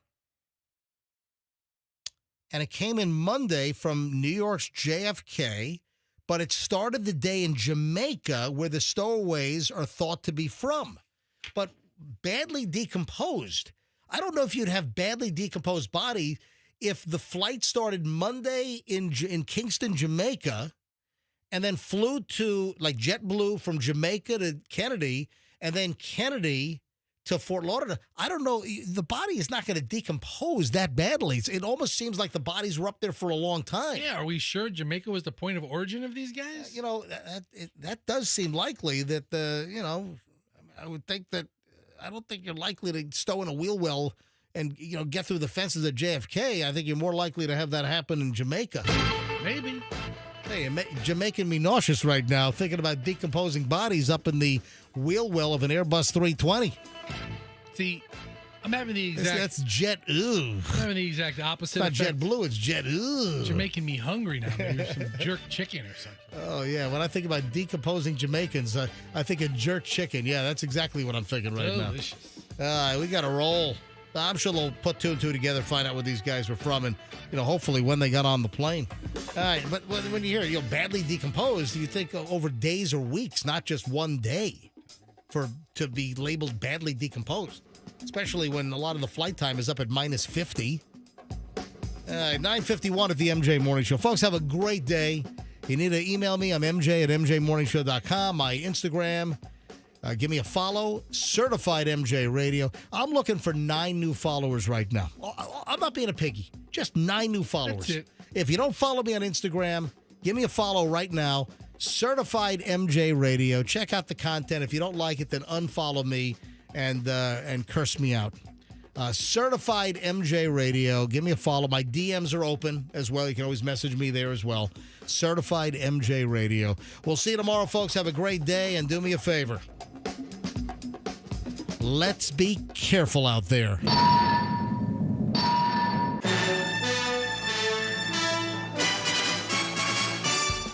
Download the app now. Get the Q105 app and listen to us anywhere. Powered by Anna Jar and Levine Accident.